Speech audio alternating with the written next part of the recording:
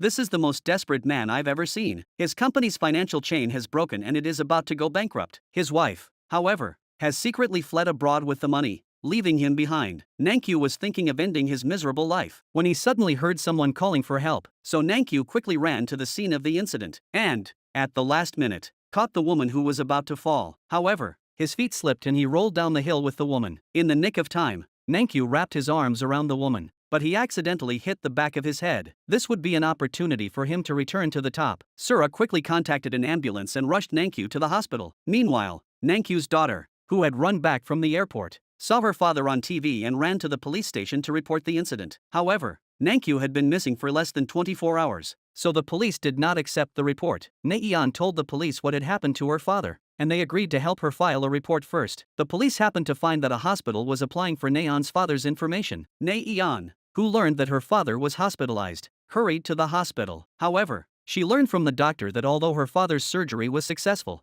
if he did not wake up before tomorrow, they would have to consider performing a craniotomy. After hearing the doctor's words, Sura felt so much remorse. Fortunately, Nankyu woke up before dawn. Nankyu was so moved to see his daughter, who had not left the country with his ex-wife, that he was in tears. At the same time, he also rekindled the hope of rebirth. With his daughter's meticulous care over the past few days, Nankyu's injuries quickly healed. Soon he removed the cast, packed his bags, and prepared to be discharged from the hospital. At this time, Sura's mother, Sunyeon, came to visit Nankyu and even offered some money as a token of appreciation. However, although Nankyu now desperately needed money, he politely declined Sunyeon's offer. Nankyu told her that in fact, that day he had intended to kill himself. If he had not met your daughter, he might not be in this world anymore, and I would never have been reunited with my daughter again. Nankyu's upright character was instantly recognized by Sunyeon. Subsequently, Nankyu rented a simple room with his daughter and began a life of dependence on each other. In order to give his daughter a better life, Nankyu put aside his heirs as a company president and worked as a laborer in the market. In the blink of an eye, 7 months later,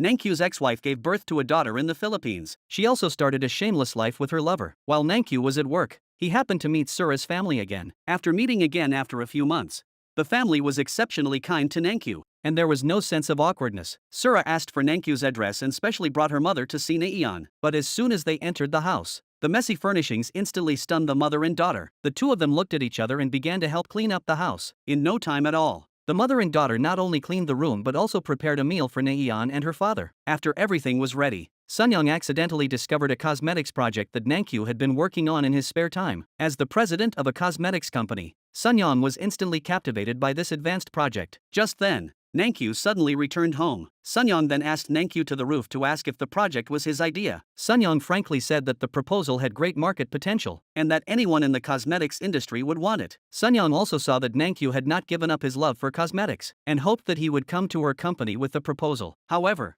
Nankyu was still bitter about the bankruptcy of his company. Being recognized again by someone else rekindled his passion for cosmetics. Early the next morning, Nankyu arrived at Sunyeon's company in formal attire. Although he had once been the company's president, Nankyu did not show off in any way, but instead humbly confessed that he had once failed, and promised that he would do his utmost to serve the company. Nankyu's humble actions instantly won the approval of his employees. After several months of hard work, Nankyu led his employees diligently and Sunyeon Cosmetics' turnover increased several times. Nankyu and Sunyeon also slowly built up a relationship through their work. In the blink of an eye, 6 years later, Nankyu was leading a happy life with Naeon and his son, while the family was happy and harmonious.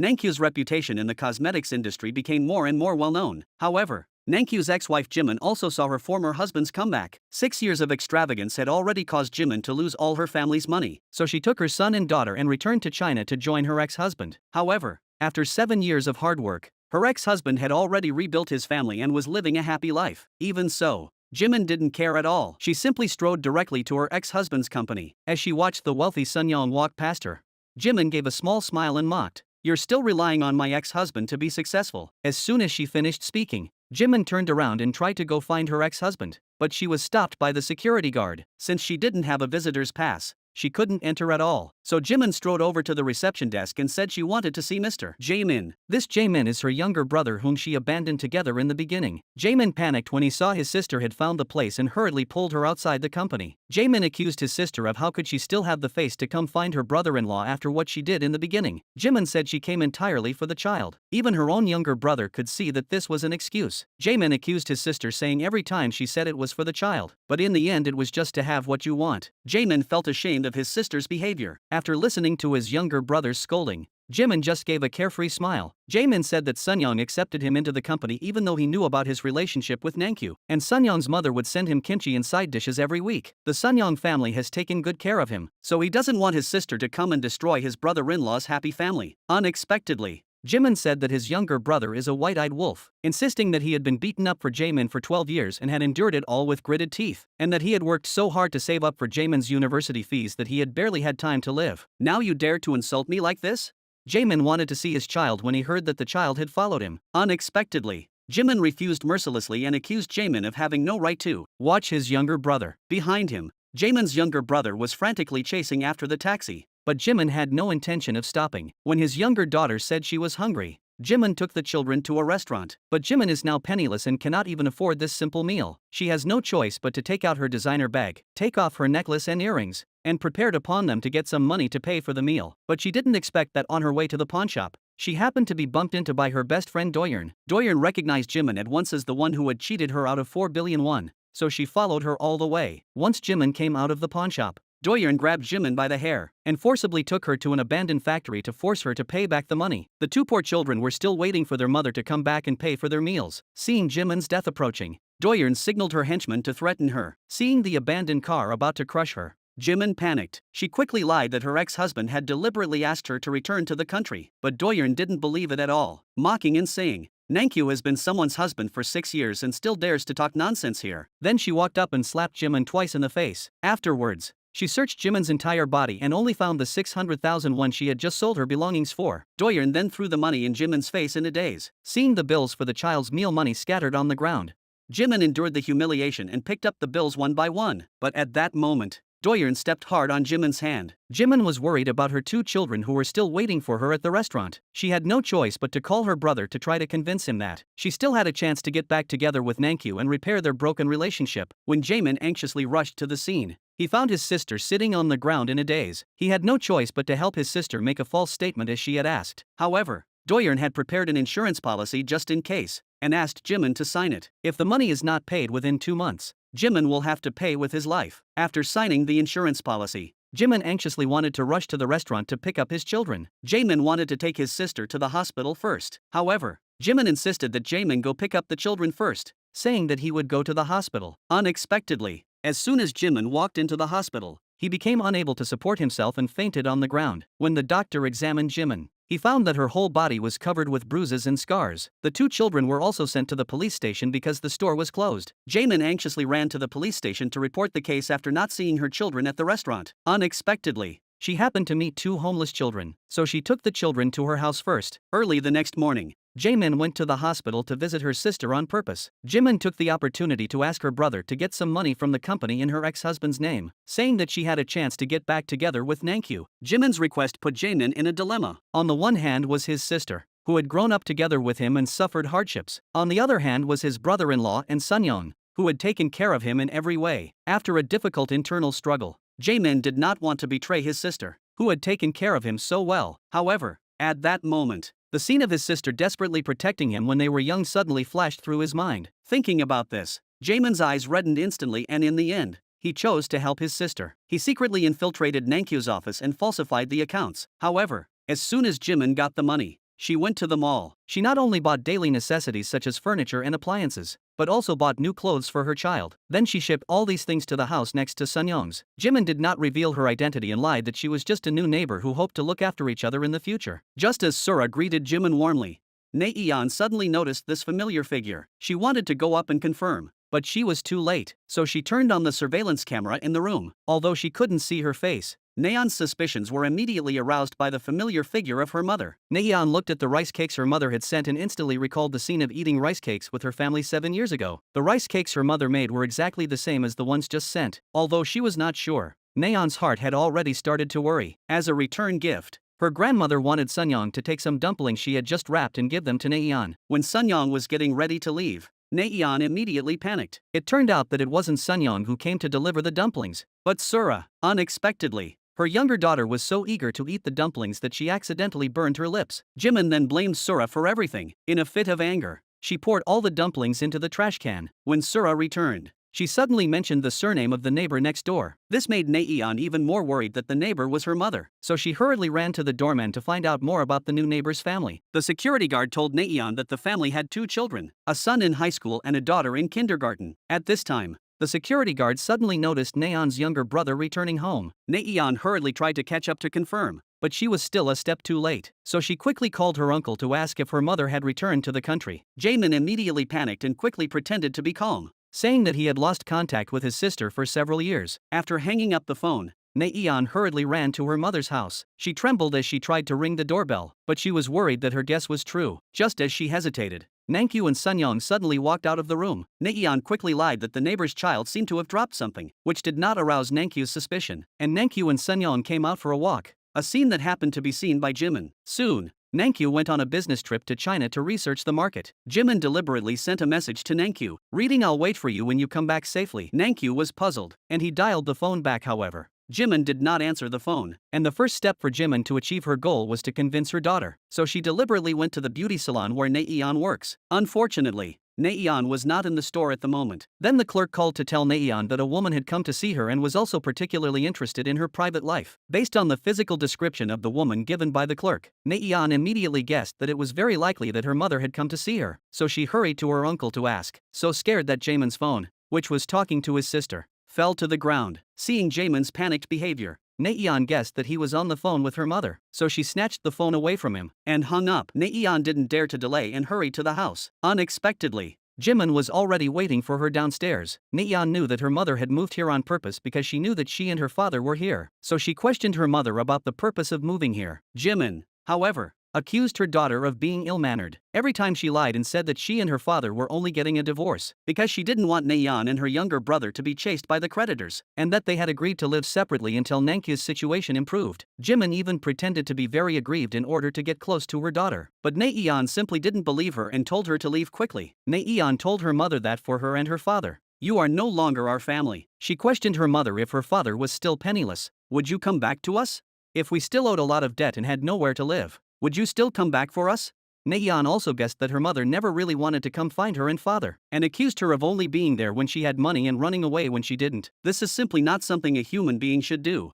Hearing her daughter's words, Jimin immediately raised his hand and was about to hit her. Unexpectedly, she was stopped by Sura, who had suddenly returned. Nayeon was worried that Sura had sensed something and stuttered, lying that this woman just wanted to ask where the security guard room was, and the unsuspecting Sura enthusiastically introduced Nayeon to this woman who delivered rice cakes to us yesterday. Hearing her biological daughter call her aunt, Jimin's heart instantly broke into a million pieces. Upon returning home, Nayeon received a message from her mother threatening her to meet her immediately, so Nayeon hastily sent Sura to work and then went to her mother's house. This time, Jimin did not avoid the issue and frankly admitted that she wanted to remarry Nayeon's father. Nayeon could hardly believe it and thought her mother must be crazy, and Jimin still insisted on remarrying on the grounds of a fake divorce. Unexpectedly, Nayeon directly slammed her bank book on the table, saying that as long as her mother was willing to leave, she could not only take this money, but also give her mother her monthly salary in the future to supplement the household. At the same time, Nayeon also promised that if her mother agreed to move, she would also bear the moving expenses and rent. Nayeon looked back with disbelief and realized that her younger brother looked at her with disgust and told her to get out of the house. When she returned home,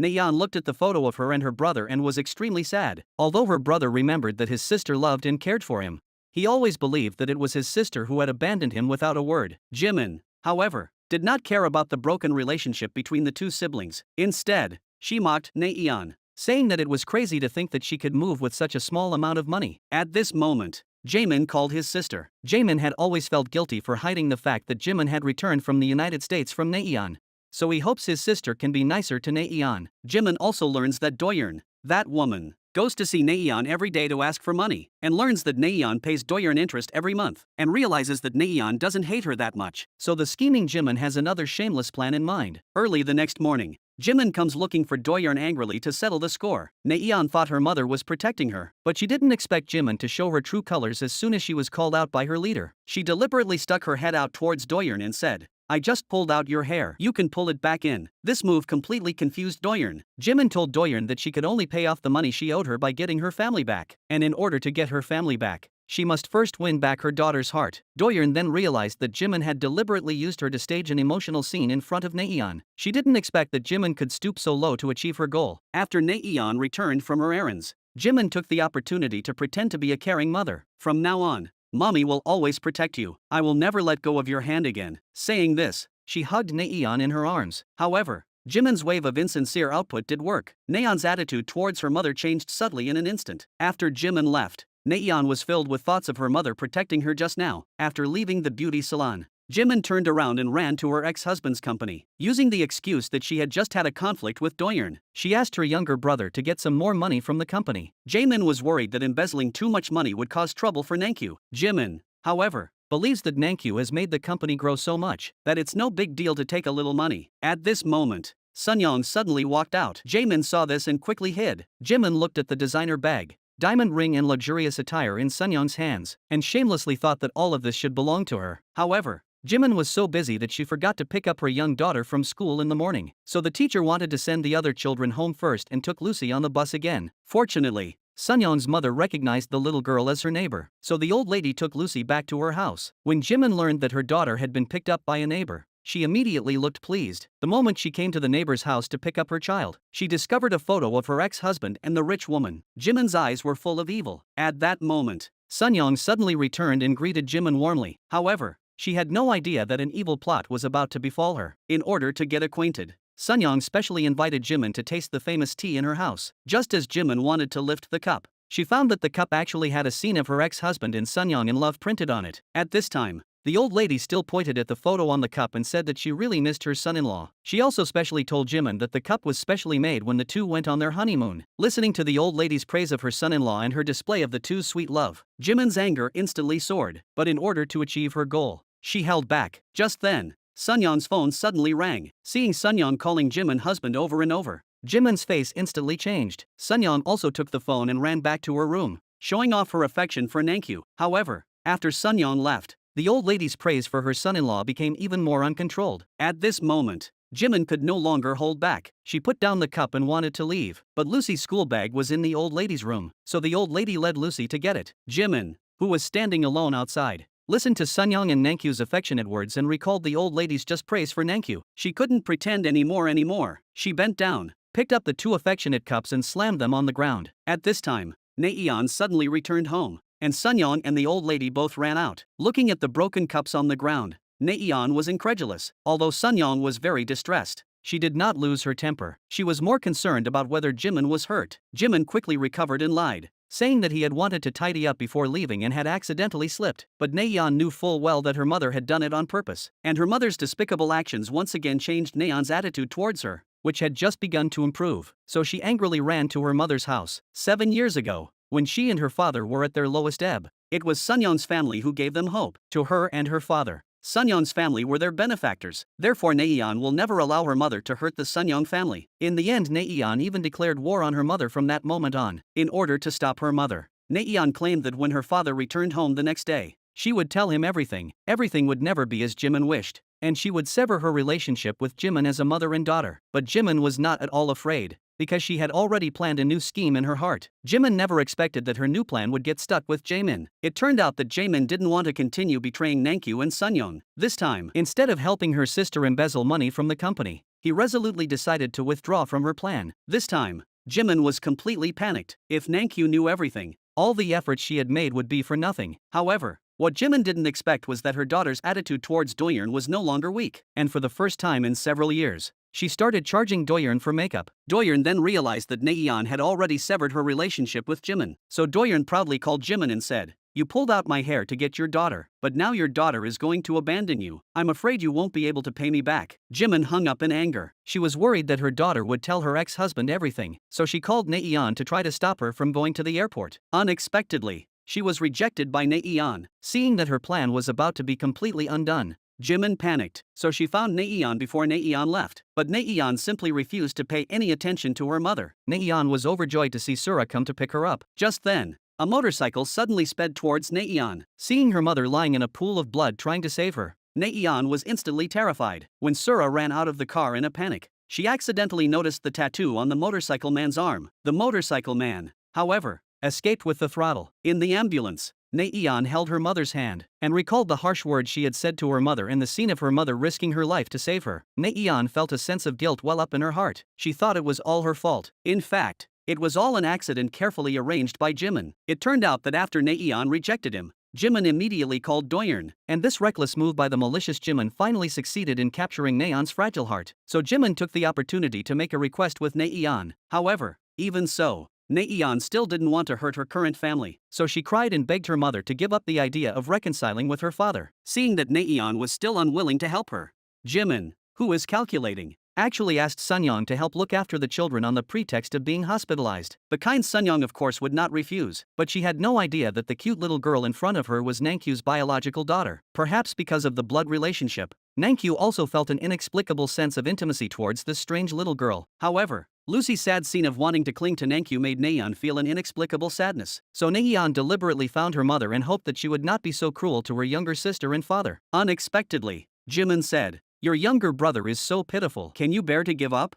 After listening to Jimin's words, Naeon felt ashamed, and when she just returned home, she found Lucy crying and calling Nankyu dad. She also desperately hugged Nankyu and said she would not let go. Nankyu patiently comforted Lucy, which also made Naeon feel an indescribable bitterness. After a difficult internal struggle, Naeon finally decided to help her mother and father get back together, and the first thing Jimin asked his daughter to do was to sever her ties with her current family. Since then, Naeon has not only become estranged from Sura, but has also become cold towards her grandmother, who usually takes good care of her, and has even mixed disrespectful words about her grandmother into her speech. However, this accident deliberately created by Jimin has not only captured his daughter's heart, but also completely won over his sister. It turned out that the day of Jimin's car accident, Jamin suddenly remembered a scene when he was a child and his sister protected him, so he vowed that as long as his sister survived, he would do whatever she asked. So under Jimin's persuasion, Jamin once again secretly infiltrated Nankyu's office. He once again tampered with the company's accounts in Nankyu's name. After Jimin was discharged from the hospital, she contacted her younger brother first and found out that Nankyu went to watch her daughter's kindergarten performance. In order to put on a show of being a caring mother,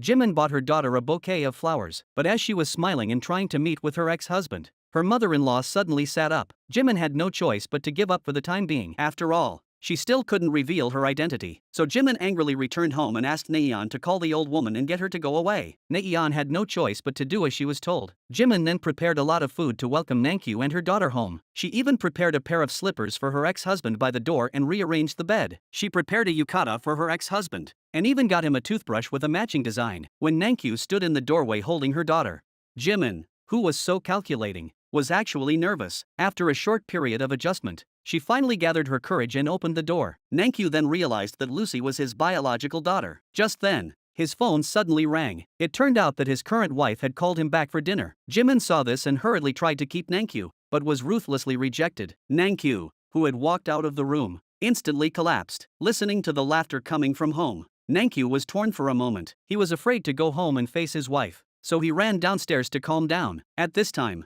he suddenly remembered that his daughter had used his phone to call her brother, so he hurriedly took out his phone and tried to call his son, but he hesitated and didn't dare to press the dial button. Nankyu wanted to hear his son's voice, but was afraid that his son would blame him for getting remarried. Nankyu, torn between these feelings, could only cry bitterly while holding the phone. This scene happened to be seen by Jack, who had just returned. However, Jack did not choose to comfort him, but silently left. Since then, Nankyu has been worried all day long, and can't help but look at Jimin's room. Even when his wife is by his side, he can't help but look at Jimin's room. At night, he couldn't sleep and drank alone. However, at this critical moment, Jimin took the opportunity to use the child as an excuse to invite Nankyu to her home. She kept saying some mushy things. As she spoke, Jimin shamelessly threw herself into Nankyu's arms. Unexpectedly, Nankyu pushed her away and said, "Where have you been?" However, Jimin shamelessly tried to use the child to morally blackmail Nankyu again. Whenever his son hears a knock on the door, he wakes up thinking it's his father, and his little daughter has never seen her father since she was born. Nankyu couldn't hold back when it came to the children. She pinched Jimin and said, You're the one who left with the children without leaving any contact information. Jimin lied and said that they had no choice but to leave for the sake of the children. She hoped that Nankyu would reconsider living with her again for the sake of the children. Although Nankyu was very torn up when he thought about his children, he still had his senses and ruthlessly rejected Jimin, recalling his daughter's longing for her father. Nankyu's eyes welled up with tears and his emotions became even more tangled. At the same time, he guessed that Naeon had long known about Jimin's return to the country. Facing his father's questioning, Naeon said she didn't know what to say. She was afraid that it would affect the current family relationship, and she felt sorry for her mother, who had been hurt in her place, so she chose to hide it. Seeing her father's indecision, Naeon recalled her mother's thoughts about remarrying. She took the opportunity to speak up for her mother, saying that no matter what, she could not abandon her younger brother and sister. She deliberately said that if her father really couldn't leave his current family, she would go to her mother's place to take care of her younger brother and sister. Naeon's words unintentionally made Nankyu even more conflicted. Learning that his son had been greatly affected by his remarriage and was unwilling to open up to anyone, Nankyu anxiously rushed to his son's school. However, Jack kept backing away when he saw his long-missed father. In order to escape his father, Jack even turned around and ran back to school. He successfully avoided his father by hiding behind a pillar. On the other side, Sura even set up a banner at the scene of the accident to find the person who hit Jimin and caused the injury. But the banner happened to be seen by the driver who had driven Jimin that day. The driver suddenly remembered what had happened that day, so the driver immediately called Sura. Sura got out of the elevator and happened to meet Jimin, so she told her the good news. Jimin learned that the witness was the driver who had driven her that day. She anxiously asked the driver what he had said. Sura told Jimin that the driver promised to bring the dashcam over tomorrow. Jimin immediately remembered what happened that day. Although she was smiling, she was completely panicked inside. If Naeon found out the truth, all her hard work would be for nothing. Jimin frantically searched for the taxi receipt from that day. She looked through all her bags but couldn't find it. So Jimin anxiously asked her brother to find out the driver's contact information. But Jaemin said, "You are the biggest victim in this accident. You can ask Sura yourself." Jimin suddenly realized, so she anxiously called Sura and successfully found out the meeting address. When the driver arrived for the appointment, he suddenly realized that the woman he was going to expose was staring at him with a threatening look. The driver was confused and immediately panicked. When Sura and his party found the driver quickly fled the scene. Seeing this, the three of them panicked and chased after them. Only Jimin stood calmly in the same place, secretly writing down the license plate number. Sura and the others could only watch as the driver disappeared from their sight. Jimin then called the taxi company. On the pretext of having accidentally forgotten something in the car, he successfully found out the taxi driver's address. Seeing Jimin approaching him step by step, the driver was immediately scared and kept backing up. Unexpectedly, Jimin suddenly knelt in front of the driver. He confessed that he was the one who deliberately caused the accident. He deliberately went to save the person, and it was also him. Jimin lied and said that the reason she chose to do it this way was to win her daughter's heart. Seeing the driver's puzzled expression, Jimin took out a family photo and said that the person she saved was her biological daughter. Jimin pretended to be pitiful and said that she had searched for 7 years before she found her daughter. But no matter what method she used, her daughter was unwilling to accept her. She cried and begged the driver not to expose her, saying that she didn't want to lose her daughter again. This acting was really top-notch. Not only the driver, but even I almost believed it. In the end, the driver took out the memory card and handed it to Jimin. But as soon as Jimin stepped out of the courtyard, she changed her expression. She thought everything would go as she wished. Unexpectedly, that night, her ex-husband asked Jimin out. This scene happened to be seen by Naeon. Naeon was worried that the two would quarrel, so she quickly dialed her father's phone to inquire about the situation. However,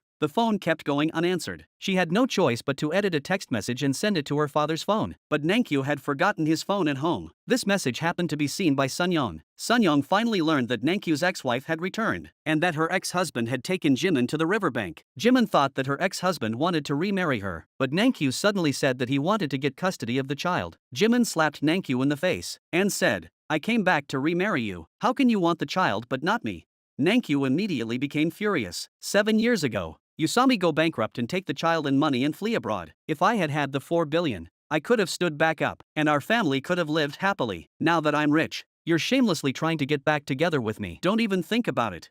Nankyu even threatened to go to court if Jimin didn't agree to give up custody of the child. After a loud argument, the two finally parted on bad terms. When Nankyu returned home, Sunyong questioned him about where he had been. She thought he would tell her about meeting his ex-wife, but he deliberately changed the subject. Facing Sunyong's repeated questioning, Nankyu could only bow his head and deliberately remain silent. Seeing this, Sunyong did not press the issue and just told Nankyu to take a shower and get a good rest first. But Nankyu had no desire to sleep. While his wife slept, he drank alone. He wanted to keep the family together, but did not want to lose the child he had missed for 7 years, and Sunyong felt very uncomfortable watching Nankyu sad alone. After a night of thinking, Nankyu finally decided to confess to Sunyong and express his determination to get his child back. Naeon, however, felt that her father was being too cruel to her mother. She hoped that her father could consider reconciling with her mother. That afternoon, Naeon ran into her father's office in a panic, saying that her mother and younger siblings had disappeared. Nankyu instantly realized that Jimin had once again taken the child away from him, so he panicked and ran back to Jimin's house. But as soon as he entered the house, he found it empty, except for a portrait of his daughter that she had drawn for him. Losing his child again left Nankyu inconsolable. At this time, Jimin was taken to an abandoned warehouse, where a group of strong men mercilessly raped and beat Jimin, accompanied by screams of agony. Since Jimin had moved without saying goodbye, the vicious Doyeon actually wanted to give Jimin away in order to get the money she had been cheated out of, and then she could reasonably get the insurance money signed by Jimin. Seeing that she was about to go to hell, Jimin completely fell into despair. On the other side, Lucy was looking for her mother and accidentally got mud splashed all over her by a motorcycle on the side of the road. A powerful sense of fear instantly made Lucy cry, so she hurried back home. At this moment, Lucy suddenly discovered the family photo stuck in the book, and she also learned that the uncle in the neighbor's house was her father. Jimin, in order to save his life, cursed Doyeon as a pig with no brain, and Doyeon, in anger, slapped her. Jimin confidently told Doyeon to turn on her phone. When Doyeon turned on her phone, she found that Nankyu had already called Jimin dozens of times. Before long, Nankyu's phone rang again. Hearing Nankyu's anxious words, Doyeon once again chose to believe Jimin. Soon, Nankyu hurriedly arrived at the warehouse. He asked Jimin why he was beaten up like this, and watched Nankyu hug Jimin and leave the warehouse. Doyeon seemed to see the hope of getting back 4 billion again. After returning home, Lucy burst into Nankyu's arms in tears, and said, "Why didn't you tell me you were my father?" Facing his daughter's questioning, Nankyu also instantly broke down and admitted their father-daughter relationship. Seeing that Lucy was unwilling to leave her father, Naeon called Sunyong, lying that her father's friend's father had passed away, so he couldn't come home today. But as soon as she hung up, Sunyong sensed that something was wrong, because she felt that Naeon shouldn't have made that call. When Naeon returned home, Sunyong confessed that she already knew about her mother's return to the country. She had wanted to be honest with Naeon and get her to tell the truth, but Naeon immediately flew into a rage. Naeon's cold words made Sunyong extremely sad. At the same time, she was even more certain that Nankyu was hiding something from her, so Sunyong seriously dialed Nankyu's phone and said that she would wait no matter how late it was, and that Nankyu must come home tonight. Reluctantly, Nankyu calmed her daughter down and sent her to bed, then hurried home. But as soon as she arrived downstairs, Nankyu suddenly received a call from Jimin. Jimin said that her daughter had disappeared. Upon hearing this news, Nankyu hurried back. Although he found his daughter, she refused to let him go. Sunyong waited all night but didn't see Nankyu come home. The next day, when Sunyong went to ask Nankyu why, he was interrupted by an employee. Sunyong had no choice but to leave first. Later, Nankyu brought a moving company to Jimin's house. He wanted Jimin's family to move back next to him, but Jimin firmly refused. Unless Nankyu promised not to tell Sunyong about their relationship. Jimin even threatened that if Nankyu didn't keep his promise, he would never see his children again. Nankyu had no choice but to agree, so the Jimin family moved back next door to Nankyu, and Nankyu's promise to Jimin would deepen the misunderstanding between him and Sunyong. The scheming Jimin deliberately tried to drive a wedge between Nankyu and Sunyong. She asked her youngest daughter to invite Nankyu out for jjajangmyeon. Then she deliberately asked Sunyong and her daughter where they could find good jjajangmyeon. As expected, Sura got hungry when she mentioned jjajangmyeon and suggested going out for jjajangmyeon together in the evening. Just as Sura's family had just arrived at the restaurant, they happened to bump into Nankyu. Naeon panicked when she heard Sura's voice. However, Jimin was not at all surprised. Naeon hurried out of the room to help her father out of the situation. She said that she had received the message and hurried to the restaurant with her father. Unexpectedly, Sunyong suddenly noticed the room from which Naeon came out. When Sunyong stormed into the private room,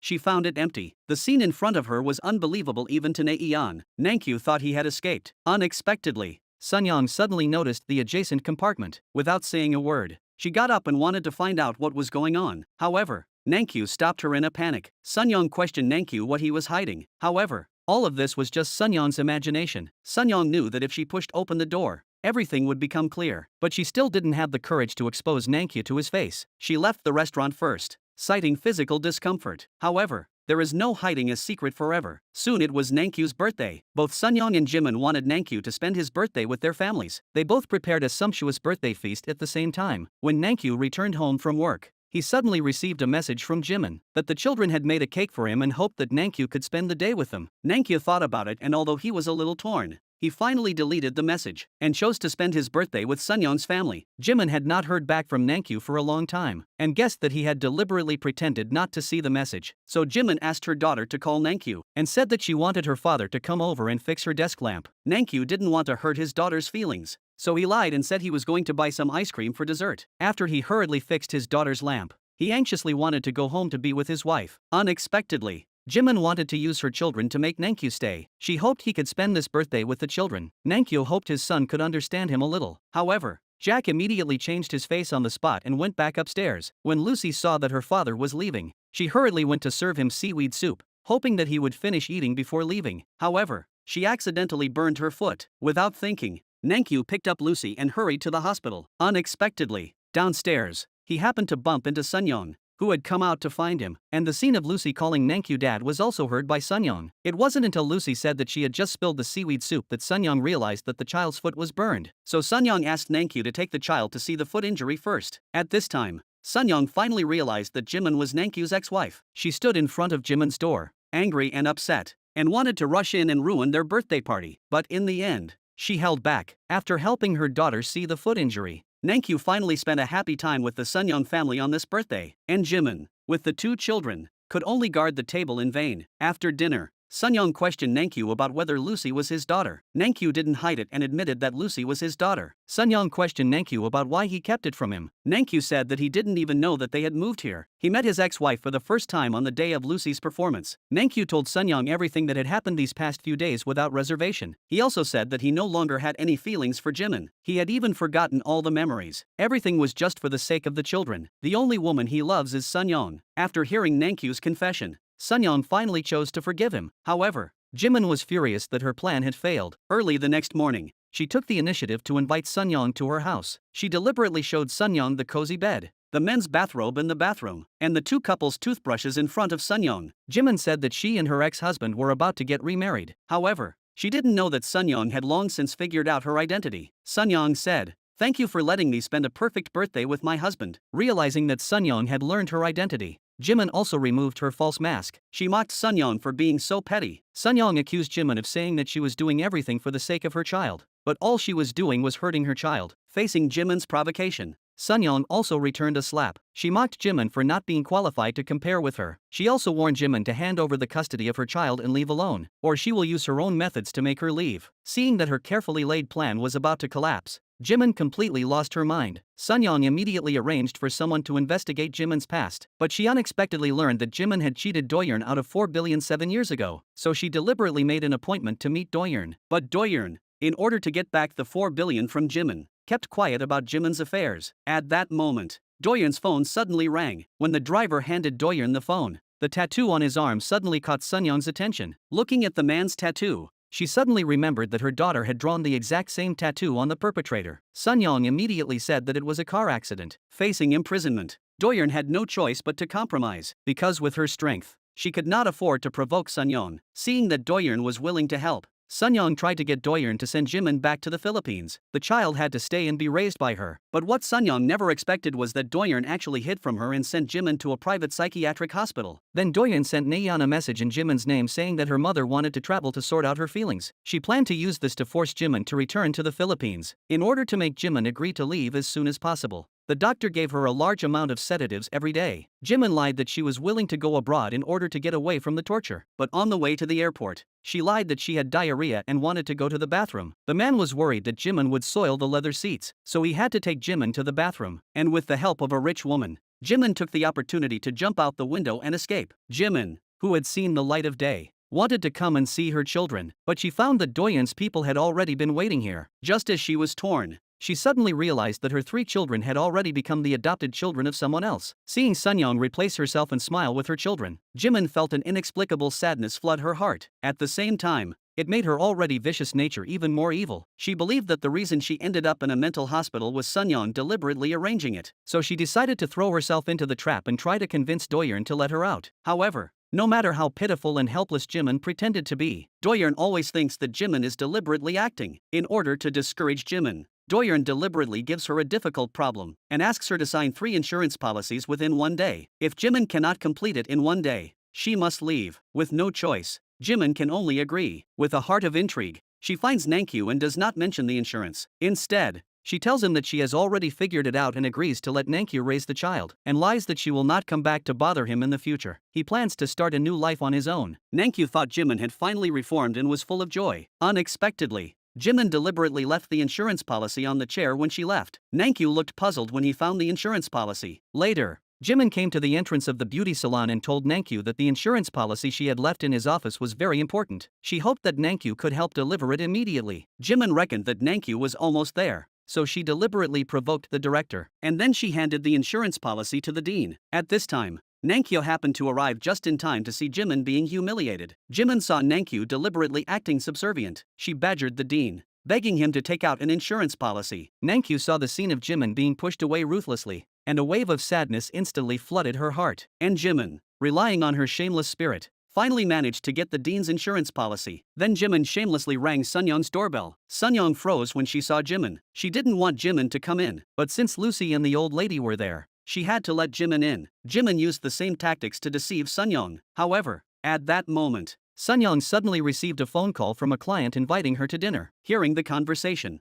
Jimin instantly came up with a shameless plan. So she deliberately called Nankyu and said that the information was urgently needed. "Why didn't you come just now?"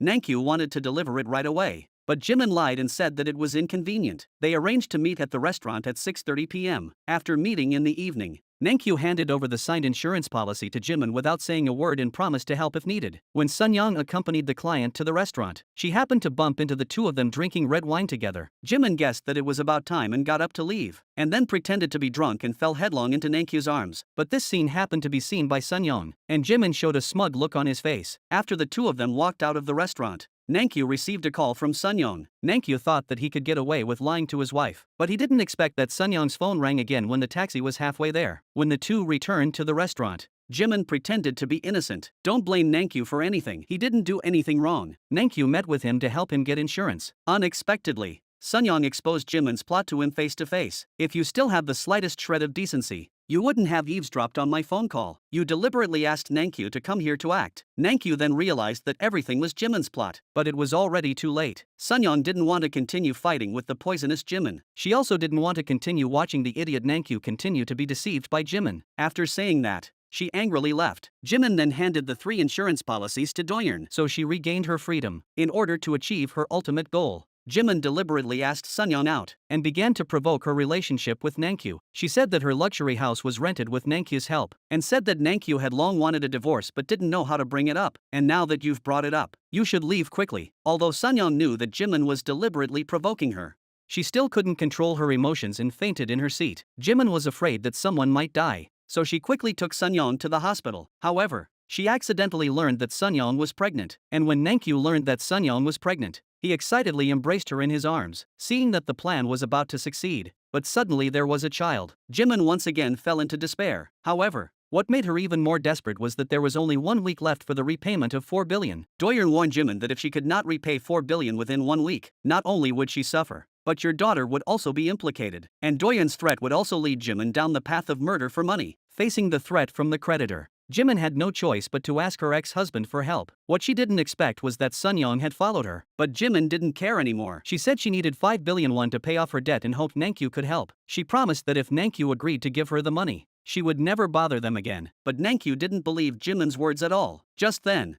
Nankyu's phone suddenly rang. While Nankyu was answering the phone, Sunyoung not only rejected Jimin's request, but also mocked and humiliated her. Jimin realized that he would never get the money and had to leave pretending to be calm. However, Sunyoung became so emotional that she suddenly felt unwell. When Nankyu returned, Sunyoung fainted from exhaustion. What was even more unfortunate was that Sunyoung had recently not been sleeping well, which ultimately caused her to miscarry. Nankyu, however, believed that Jimin had deliberately angered Sunyoung, which caused her to lose her baby. In a rage, he rushed into Jimin's house, and not only accused Jimin of killing his child, and threatened to take the children to court to get custody of them back. He also said that the biggest mistake he had ever made in his life was meeting Jimin. After saying this, Nankyu angrily left Jimin's house. Jimin finally realized that she could never achieve her wish to get back together with Nankyu, recalling Sunyoung's accusations and mockery of her, and recalling Nankyu's harsh words just now, and thinking about the deadline for repaying Doyeon's 4 billion won.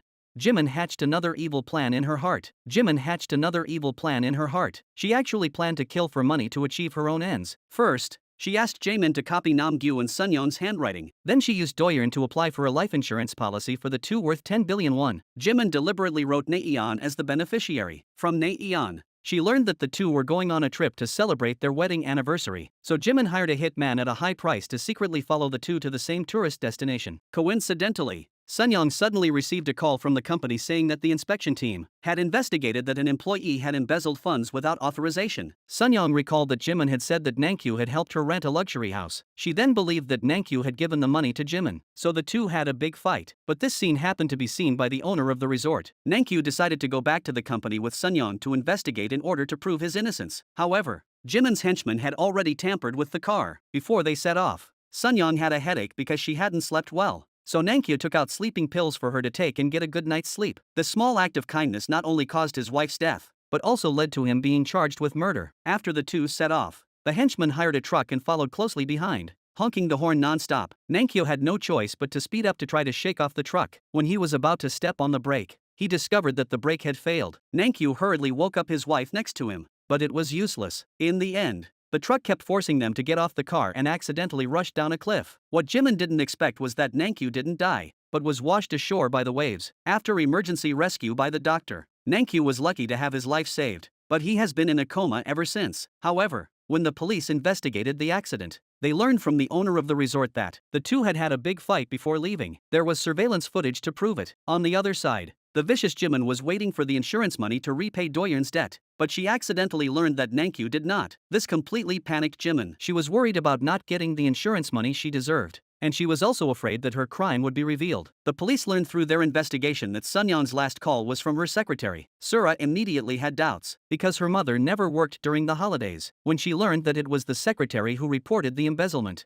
Sura was incredulous, while Jaemin instantly became nervous. However, what made Sura even more unbelievable was that the embezzler was her stepfather. No one dared to believe that this was the truth. However, all these mysteries could only be revealed when Nankyu woke up. Just then, Sura suddenly received a call from the police and was told that her mother's body had been found. Upon hearing the news, the old lady fainted immediately. When her mother's body was wheeled over to Sura, Sura hesitated to go up to the body and lift the sheet to confirm Ji-hyun's identity. Ji-hyun wanted to help, but Sura stopped her, saying sadly that she wanted to confirm it herself. But as soon as the sheet was lifted, Sura instantly collapsed. However, after the initial grief, before Sura could calm down, the police requested an autopsy on Sunyeon's body, because they suspected that the incident was not a simple accident. When the police found Sunyeon's body, they found no signs of her having tried to escape. The police therefore believe that she may have lost consciousness before the accident. Learning that there is something fishy about her mother's death, Sura immediately became agitated. Jimin also came to the hospital to find out what was going on. However, she overheard the police suspecting that Nankyu had killed his wife in order to conceal the embezzlement of company funds. The police even suspect that Nankyu gave Sunyeon sleeping pills before the accident. Learning this, the sinister Jimin concocted a plan to frame Nankyu in her mind. She recalled that her daughter had once taken Nankyu's medicine for her. After having it identified, she discovered that it was actually a sleeping pill. And in China,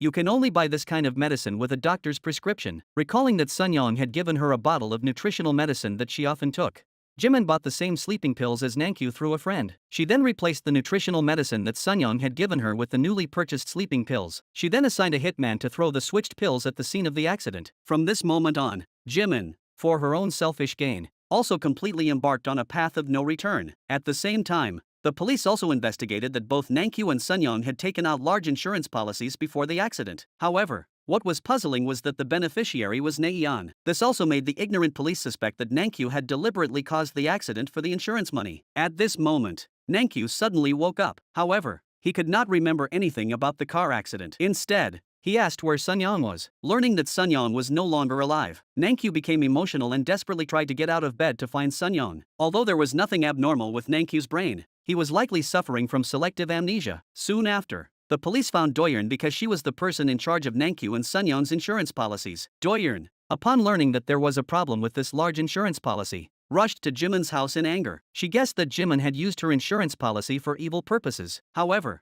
Jimin brazenly confessed to all of her crimes, because Doyeon had signed the insurance policy. Although Doyeon was very angry, she was at a loss as to what to do in the face of such a malicious woman as Jimin. If she did not help to cover it up, her reputation would be ruined. Soon, Nankyu recovered from his illness and was discharged from the hospital. He held a funeral for his beloved wife out of grief. While investigating the scene, the police discovered the sleeping pills that Jimin had switched accidentally. Meanwhile, the autopsy results for Sunyoung were also in. It was confirmed that she had the ingredients of sleeping pills in her body. The Nankyu family had not yet recovered from the grief of their deceased wife. The police burst into the house and arrested Nankyu for embezzlement and suspected murder for financial gain. Sura watched in disbelief as the police forcibly dragged her stepfather away. Until this point, she still didn't believe that her stepfather had killed her mother. Sura ran barefoot downstairs and chased after Nankyu. Nankyu looked at Sura's bloodstained feet with a face full of pain. However, in the face of Sura's questioning, Nankyu did not make any reply, because he simply could not remember anything that had happened that day. He could only watch as Sura furiously yelled at him. A few days later,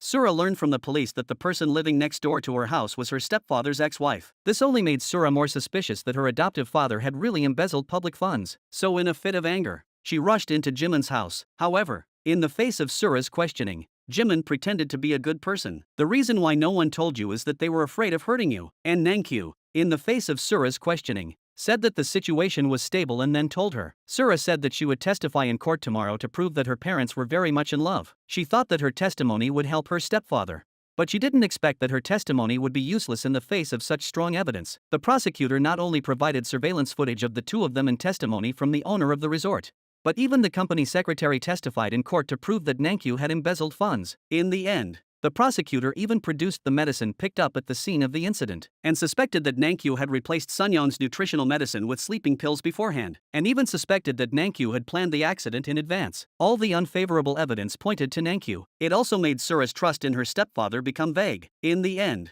due to Nankyu's emotional outburst and insufficient evidence, the verdict was postponed to the following month. Jamin felt ashamed of Nankyu for helping her sister embezzle money. He wanted to turn himself in to help Nankyu, but was dissuaded by his vicious sister. Faced with the overwhelming evidence provided by the prosecution, the only lawyer willing to defend Nankyu also became timid, fearing damage to his reputation. So he persuaded Nankyu to voluntarily confess to the murder. In this way, the lawyer would not lose his reputation due to losing the lawsuit, and would still have a chance to help Nankyu reduce his sentence. Nankyu immediately became angry and said that he would not admit to killing his wife, let alone disbelieve his lawyer. At this moment, Nankyu was at his most helpless and at his breaking point. On the other side, Sura took the position of the president in order to protect her mother's company. However, the first thing she had to do was to find out where the embezzled money went. But according to the relevant department, the owner of the account was a vagrant. It was not difficult to confirm the identity, but it was basically impossible to retrieve the money. Sura said that no matter what, she had to find that person. But before she could find the person,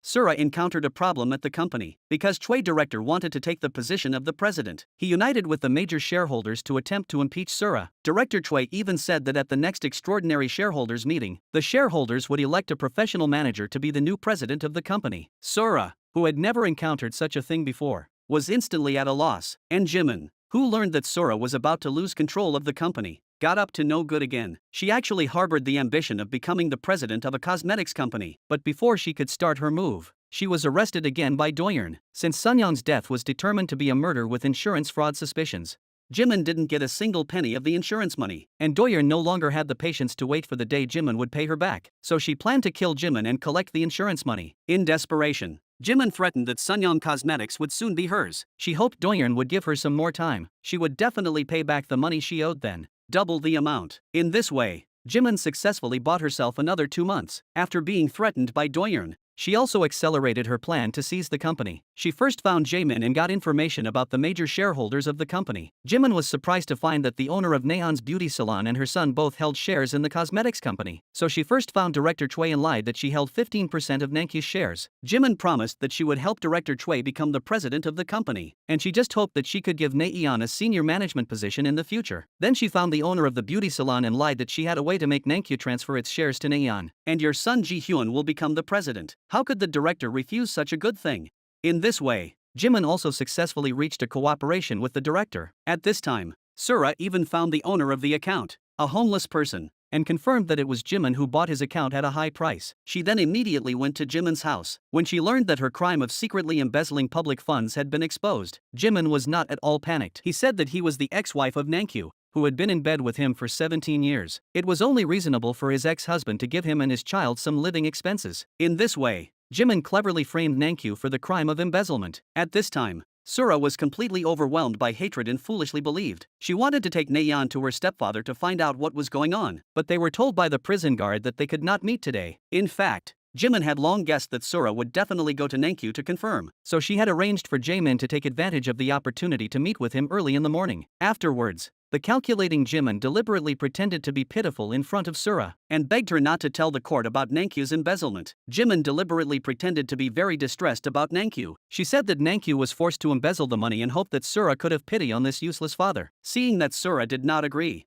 Jimin shamelessly knelt in front of Sura. Jimin said that she would find a way to return the money she took from the company. She used the child as an excuse and hoped that Sura would not let anyone know about this. However, the simple Sura thought that her stepfather's 3 children had innocently agreed to Jimin's request. Meanwhile, Nankyu, who was also in prison, recovered all his memories. So the next morning he anxiously told his lawyer what he had remembered, and even suspected that Jimin was the mastermind behind the accident. Afterwards, the lawyer was the first to tell Sura about Nankyu's recovered memory. At that time, Nankyu just wanted to let his tired wife rest a bit, so he gave her sleeping pills, and the brakes had already malfunctioned before the accident. This news also made Sura regain her trust in Nankyu. However, she never imagined that she had been tricked by Jimin and Director Choi without knowing it. She learned that all the goods exported by the company had been returned and that she would have to pay a penalty of 3 billion won. Sura's blood pressure spiked and she collapsed. It turned out that Director Choi had deliberately spread the scandal that Nankyu had murdered his wife. Seeing that Sura was about to be forced to give up her position as president, Director Choi was still gloating. In fact, he was also a pawn used by Jimin. Every time he found a woman eyeing the presidency, he would persuade her to prepare 4 billion to take the opportunity to buy shares in the company, in order not to arouse suspicion.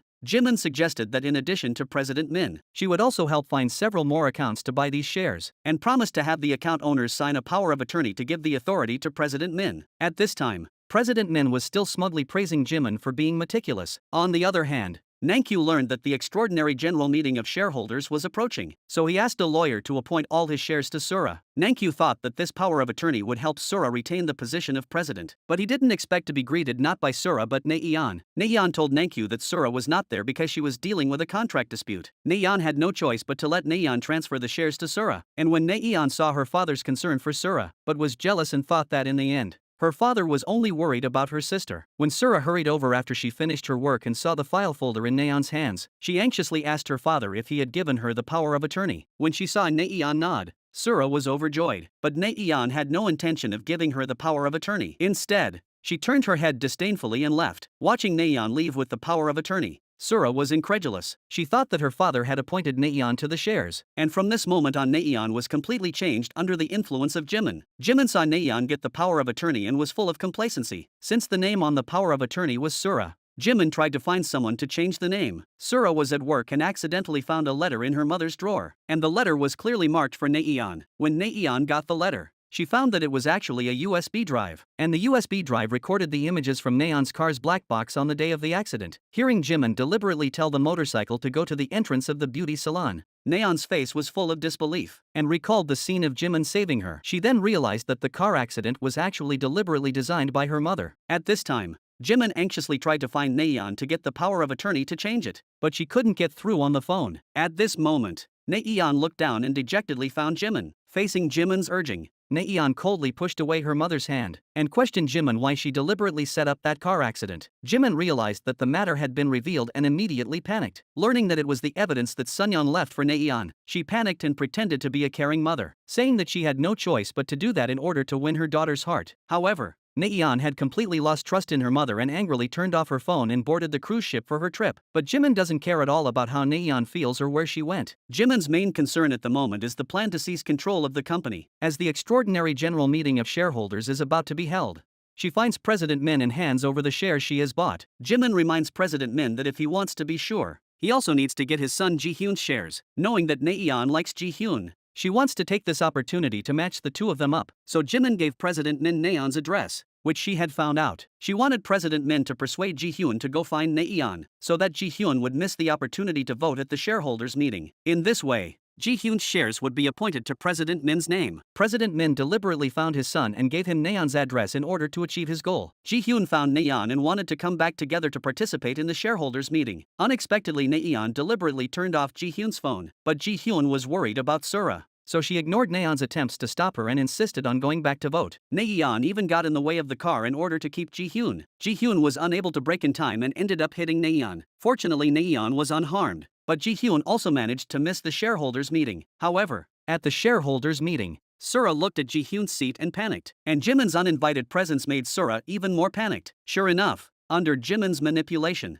Sura ultimately failed the election, and Director Choi took the opportunity to nominate President Min as the new president. Future mother-in-law is about to replace herself as president. Sura was incredulous. However, after the election, Chairman Min also failed. At this time, Jimin suddenly stood up confidently and voted the 1.5% of the shares in his hand for President Min. Director Choi saw that all was lost and could only helplessly hammer the gavel. It turned out that Jimin had approached Director Choi at the shareholders' meeting and recorded all of Sura's conversations with the two of them. Director Choi then gave up the position of president. Sura finally understood that Jimin had been manipulating everything behind the scenes. Sura felt guilty for failing to protect her mother's company and could only apologize to her mother's photo. However, Jimin's 1.5% stake was not given away for free. It was sold to President Min for a high price of 2 billion won. At this time, President Min was still pleased and was about to take office as president. Nankyu learned that Sura had been impeached and immediately hired a lawyer to contact Sura. It was only then that they realized that the power of attorney in Nayeon originally belonged to Sura. Nankyu also instantly realized that it was Jimin who had used Nayeon and got the money. Jimin immediately bought a luxury car and gave Doyeon 1 billion. Temporarily stabilizing the debt collectors, and her next goal is to make Nayeon the daughter-in-law of President Min. At this time, the lawyer told Nankyu that new evidence had been found in the case. Hearing this news, Nankyu finally saw hope for getting out. In fact, the righteous lawyer in front of her was just a despicable person who worked for money. Sura watched her once kind sister sit in the position that should have been hers,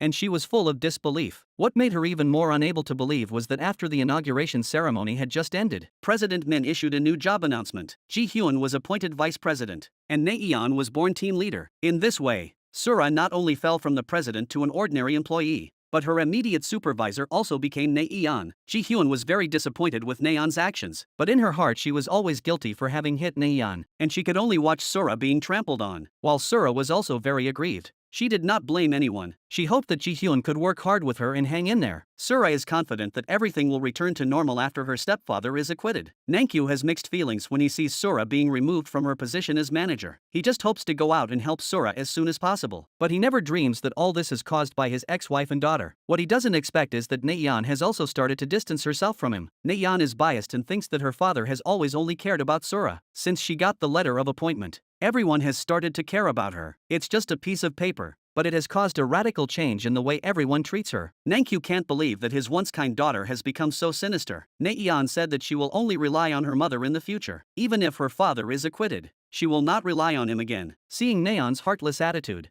Nankyu is heartbroken. Although he wants to turn Nayeon back into the kind daughter she once was, but being locked up here, he can't do anything. Soon, Nankyu finally welcomed the day of the final trial. He thought that by finding a tool to break the brakes, Nankyu would be able to clear his innocence. But after identification, the fingerprints on the pliers turned out to be the same as Nankyu's. Facing the prosecutors on the spot identification, Nankyu looked incredulous and instantly became emotional, desperately trying to prove that he had not broken the brakes. However, in the face of this strong evidence, Nankyu's words were futile. At this moment, everyone believes that Nankyu is the murderer who killed his wife for money. Jimin, however, seems exceptionally calm because it was all part of her plan. After the incident, Jimin learned that the police had recovered the car. She was worried that the police would discover traces of brake tampering, recalling that Nankyu had used pliers to fix her daughter's light bulb.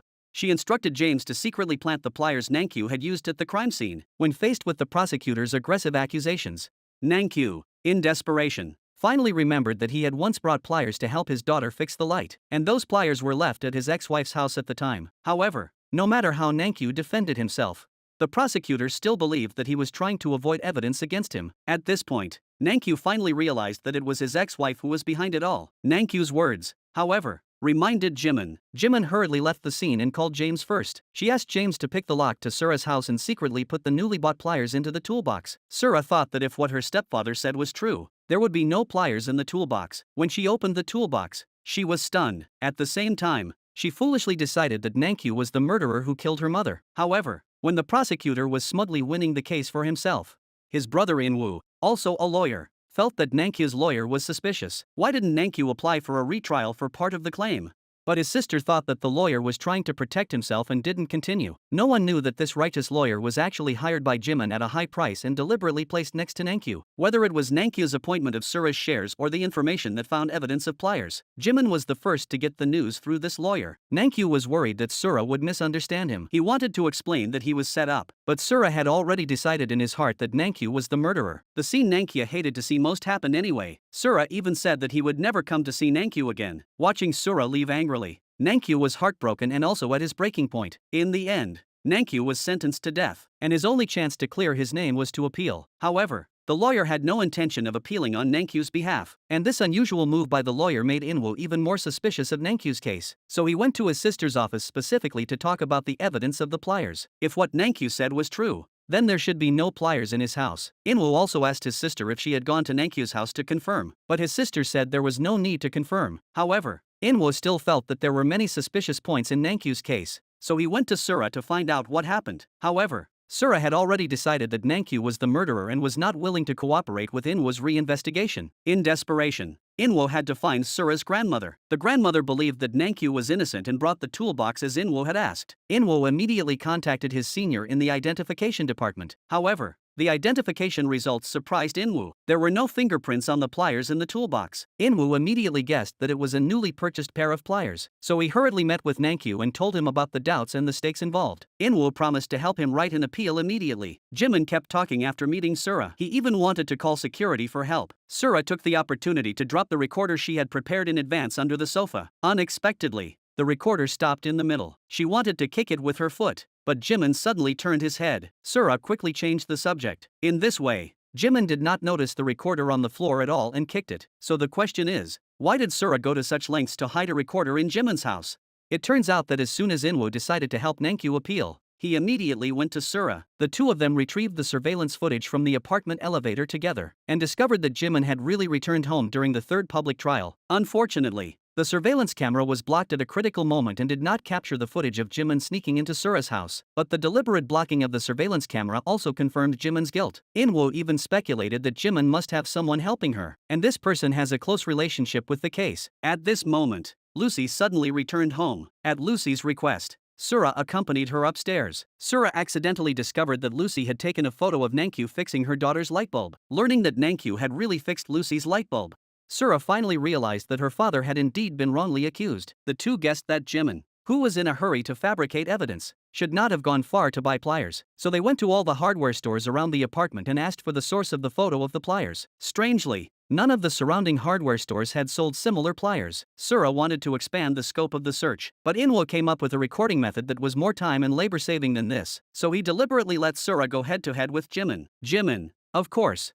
would never admit to buying the pliers, so the scene just happened. Just as Jimin kicked Sura out of the house, she panicked. She quickly called the hardware store. She learned that the other party did not have a surveillance camera in the store. She was relieved, and everything Jimin said had been recorded by Inwoo. It wasn't until Lucy went under the sofa to pick up the ball that she discovered the recorder. Lucy then asked if her mother had dropped it. When Jimin realized it was a recorder, she panicked. Afterwards, Inwoo immediately took the recording to Nankyu. Nankyu finally confirmed that everything had been done by Jimin. He even speculated that even the person who embezzled the money was Jimin. He suspects that someone has logged into the computer using his account and password and forged his signature, and that the only person in the company capable of doing this is Jamin. At the same time, Jimin also guessed that Sura would definitely investigate the embezzlement if she started to suspect him. Just in case, Jimin deliberately contacted Doyeon and planned to send Jamin abroad. Unexpectedly, Jimin met James as soon as he arrived home. When James was threatening Jimin for money, he once again mentioned sabotaging the brakes. Jamin, who had just returned home, overheard the entire argument. After learning the truth, Jamin stormed into the house angrily. He accused his sister of being inhuman for doing such a thing. Jimin, however, begged Jamin to help him cover up the incident. Jamin couldn't bear to see Nankyu, who had been wronged, sentenced to death. In a rage, he ran out of the room and was about to go to Sura to tell her the truth. When Jamin was about to get into the elevator, he was pulled back by Jimin. Jimin, in order to save his life, even knelt in front of his younger brother and used the child as an excuse, hoping that Jamin would give him some more time. Facing the pleading of his sister, who had been dependent on him since childhood, Jamin ultimately chose to help his sister hide the truth. Jimin thought that she could rest easy after persuading her younger brother. However, She never imagined that Inwoo would go ahead with the fingerprint identification of the fake insurance policies forged by Doyeon, but the results showed that there were no fingerprints of Nankyu and his wife on the two insurance policies. When Doyeon learned of this, she panicked and hurriedly contacted Jimin. She warned Jimin not to implicate herself. At this moment,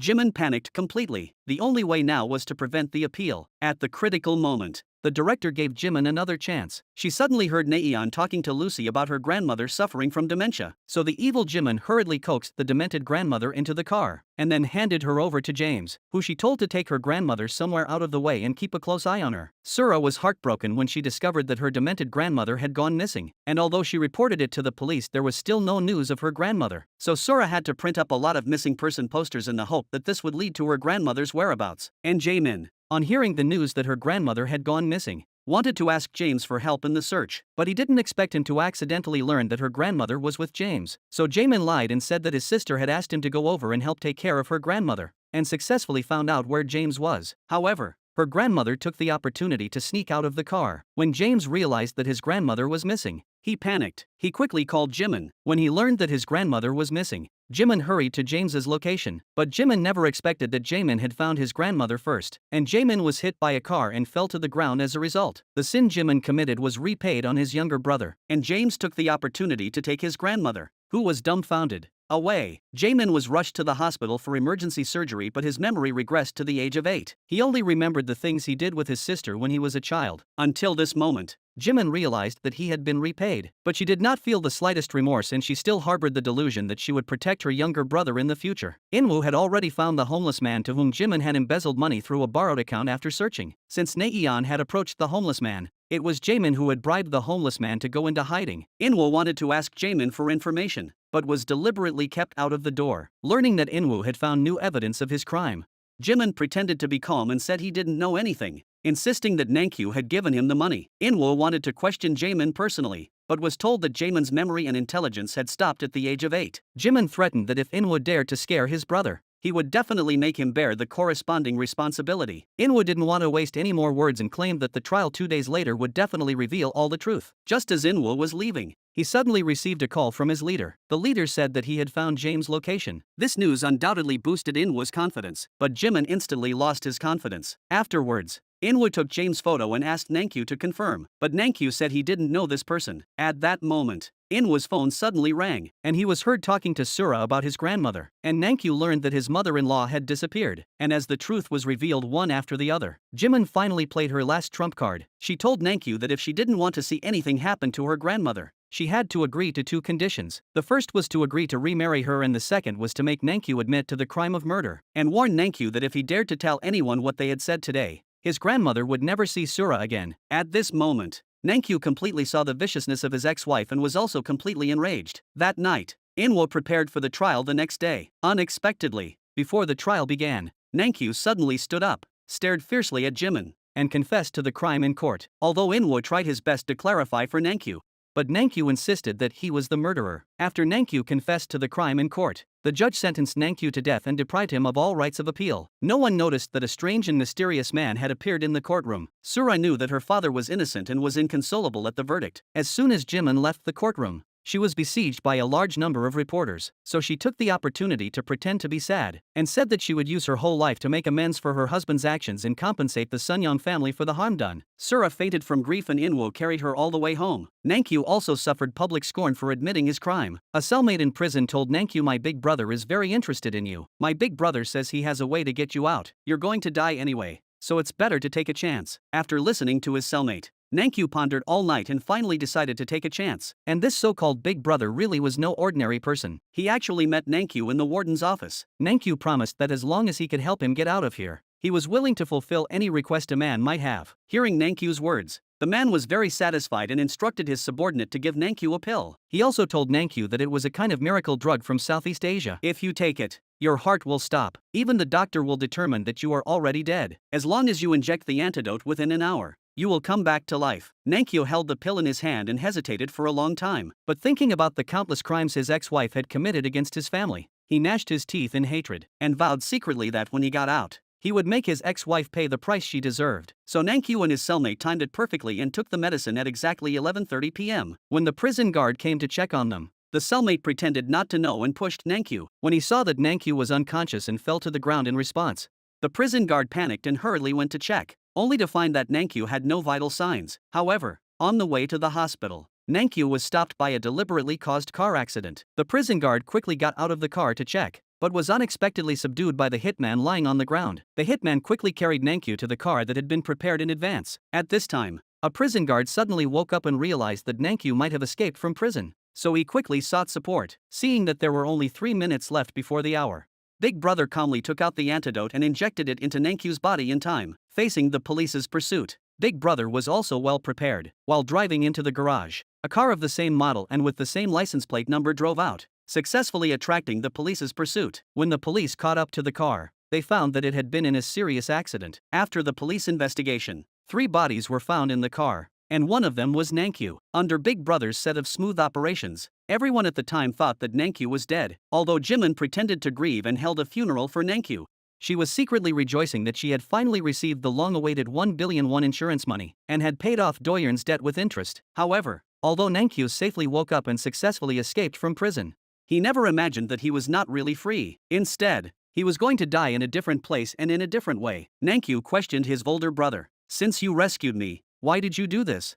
He saw his brother slowly stand up with murderous intent and grab Nankyu by the collar. It turned out that he had always thought that Nankyu had killed his wife Sunyoung. His brother had been in love with Sunyoung for a long time. Nankyu then realized that the man in front of him was his late wife's first love. He calmly defended himself, saying, "If you want to punish me for failing to protect my wife, you can hit me all you want, but don't slander me for killing my wife." Nankyu tells Taeho that finding the murderer of his wife is the reason for living. Obviously, Taeho doesn't believe Nankyu's words, because he had personally heard Nankyu admit to killing his wife in court. But this day, Taeho picked up his younger brother from prison, but his subordinate tells him that Nankyu did not kill anyone, and that he only confessed in court to protect his demented mother-in-law. Seeing that Taeho still doesn't believe him, the subordinate risks his life to vouch for Nankyu, and produces a record written by Nankyu before his escape, which casts doubt on Jimin. To find out the truth, Taeho pretends to be a writer and approaches Jimin. He lies and says he wants to write a story about Jimin's experience with her ex-husband. However, during the interview, Taeho discovered that Jimin did not seem to care much about Nankyu's death. Subsequently, Taeho found Inwoo,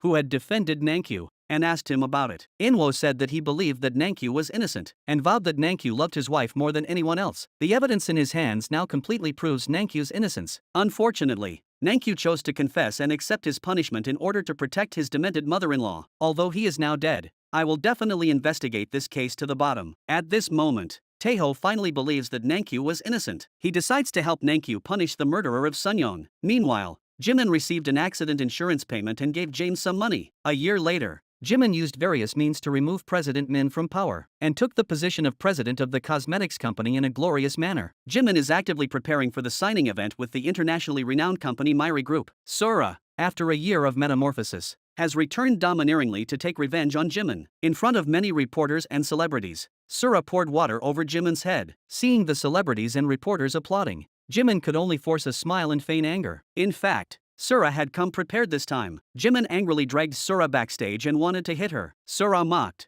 "You have the nerve to hold a press conference for a new product that stole someone else's idea?" Watching Sora leave arrogantly, Jimin panicked instantly, and all of this was seen by her ex-husband Nankyu. A plan to destroy Jimin came naturally. He decided to first whet Jimin's appetite. He deliberately left the venue first, and when Jimin received the news and chased after him, he could only watch him leave with his eyes wide open. When he returned to the company, Jimin angrily questioned his daughter, "Did you really come up with the idea for the new product?" Seeing that he couldn't hide it anymore, Naeon confessed everything to his mother. It turned out that Sora had deliberately let her best friend drop her idea at the office. Naeon became a team leader and wanted to make some achievements, so she fell into Sora's trap. Jimin realized that she had fallen into Sora's trap, but it was too late, because the company urgently needed investment from Myri Group, and if the scandal of stealing someone else's idea was exposed, the investment would be ruined. In order to ensure the smooth progress of the investment contract, Jimin had no choice but to approach Sora. She tried to buy Sora's idea at a high price, but Sora flatly refused to sell. Jimin shamelessly said, "What can you prove is your idea?" Sora then took out the special train she applied for. This completely threw Jimin off her game. The major shareholders even issued a stern warning that if Jimin couldn't resolve this plagiarism incident, she should prepare for impeachment. Jimin had just been the president for half a year, so how could she be willing to lose it all? So she came to beg Sora again. Unexpectedly, not only was she mocked and humiliated by Sora, She was even locked up in a detention center for trespassing, after being released on bail by Naeon. Jimin felt that Sura was not the way to go, so she again bewitched Naeon to find a way to turn the embezzlement into a sudden situation. Naeon then found her boss and tried to replace the ingredients in the cosmetics, but her conversation with her boss had long been transmitted to Sura via someone else's phone. Seeing that her boss had agreed to her request, Naeon then told Jimin with conviction that she had taken care of everything, so in the future, there was no need to worry about being threatened by Sura. Sura suddenly walked in and played the recording of the two of them on the spot. This gave Sura an additional piece of evidence. In a panic, Naeon snatched Sura's phone and hurried to the bathroom to delete the recording. Unexpectedly, she suddenly received a call from Myri Group. Hearing that the other party wanted to invite Sura to talk about the inside story of the embezzlement incident, Naeon asked for the meeting address and time in Sura's name. Then she hurriedly deleted the recording and call history. After Sura snatched the phone and left the company, she received another call from Myri Group. The caller said that due to the chairman's schedule, the meeting time had to be postponed for 30 minutes. Sura immediately realized that Naeon was pretending to be her and going to meet President Kong. When she anxiously arrived at the destination, she was stopped at the door by the bodyguard. The bodyguard said that the chairman already had an appointment today. Fortunately, Sura followed the cleaner and sneaked in, but the two of them had no idea that the so-called President Kong was their father, Nangkyu. Unfortunately, the person they met was an imposter. The real president was in his office, watching his two daughters hurt each other. Naeon went to any length to get the contract, even falsely accusing Sura. Nangkyu saw his shameless daughter on the monitor. Although he kept his expression neutral, his heart was bleeding. Sura also produced the patent application certificate to prove her innocence. Seeing her lie exposed, Naeon panicked and didn't know what to do. At this time, the secretary also received instructions from Nangkyu and announced that Naeon was out. Until this point, Naeon was still slandering Sura and spreading rumors. In the end, she was forcibly dragged out of the room by her bodyguard. Nangkyu looked at her daughter and saw that she was as despicable as her mother. It was both sad and helpless. In order to prevent the two daughters from continuing to hurt each other, Nangkyu decided to meet with his ex-wife early. As soon as Jimin looked up, he was so scared that he peed his pants on the spot. Jimin was terrified, but Nangkyu looked extremely calm. She couldn't believe her eyes, recalling that she had seen her ex-husband's corpse with her own eyes.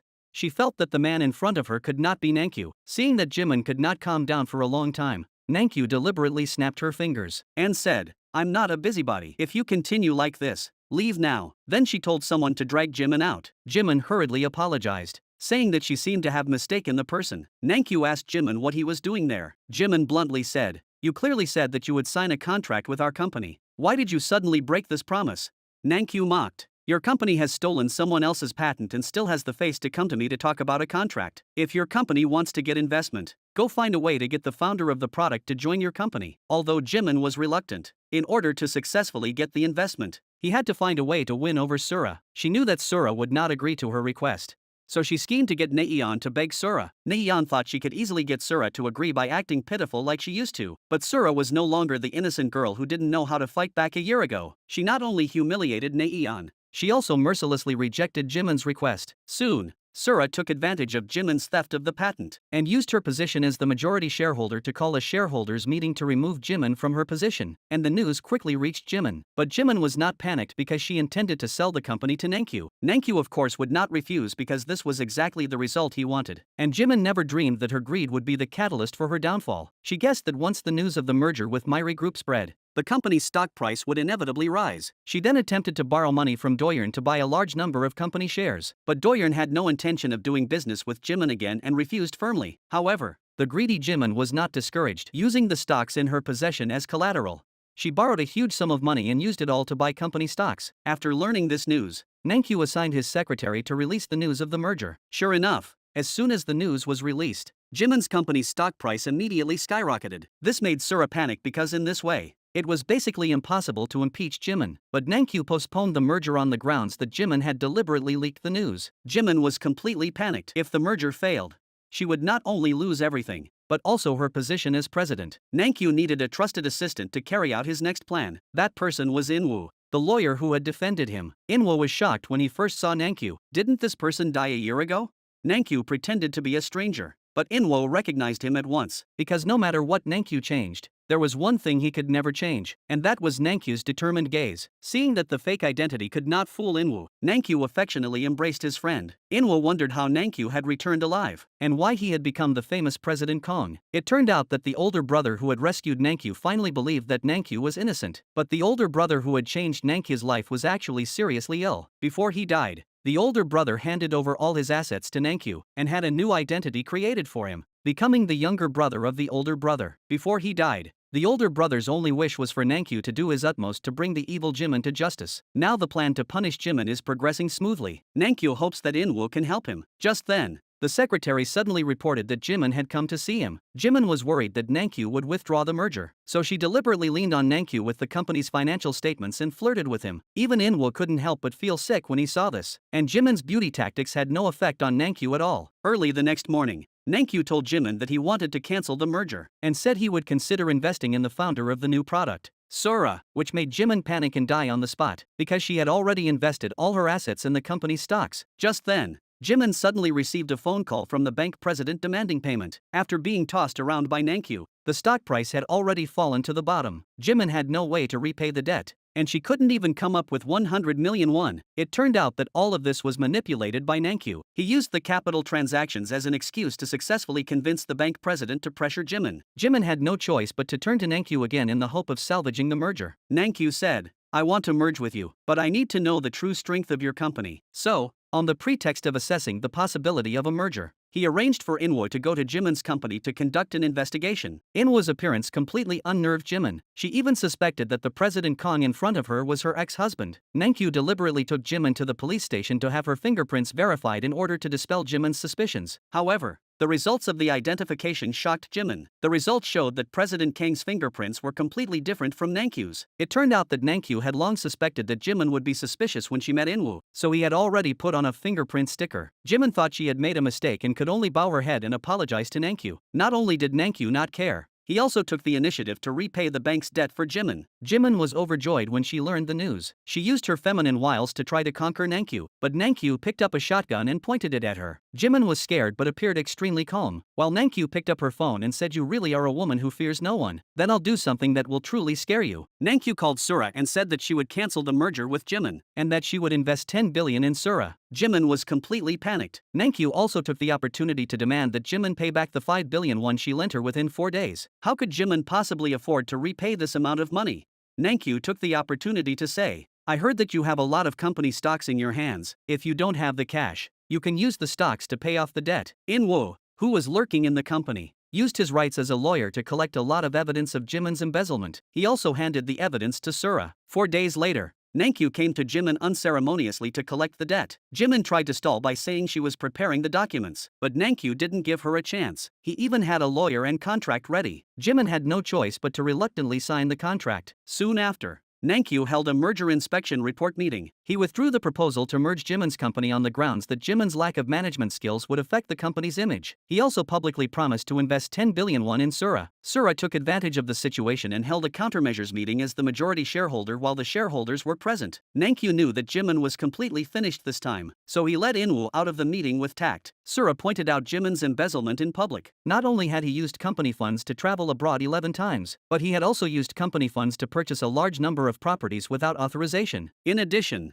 he had abused his position as the company president to create many positions, and wasted a large amount of personnel expenses. That was why the company had fallen into a vicious cycle. And seeing that the shareholders were all indignant, Jimin could no longer sit still. It is utterly ironic that a person without a conscience can swear with a clear conscience. Sura said that there is only one way to save the company, and that is to deprive Jimin of the position of president. Jimin is still trying to argue, hoping to turn the tide with his mouth. Sura handed the evidence collected to the shareholders one by one. Jimin angrily grabbed the evidence and tore it to shreds. Facing the unanimous impeachment of the shareholders, Jimin could only pretend to be calm and leave the company. Soon she was kicked out of the company. Not only that, but all of Jimin's family property was also seized by the company's legal team, demanding that she repay the embezzled public funds as soon as possible. It turned out that in order to push Jimin to the brink of desperation, Sura not only seized all of Jimin's property, but also restricted her right to leave the country. Now Jimin was completely destitute and fell into a state of insanity. However, at this point, Jimin still didn't want to give up her life as a person above the law. She tried to win over an acquaintance, the counselor. to achieve a reversal of her life. And this counselor is Inwoo's father, which will make it even more difficult for Nankyu to punish Jimin. The next day,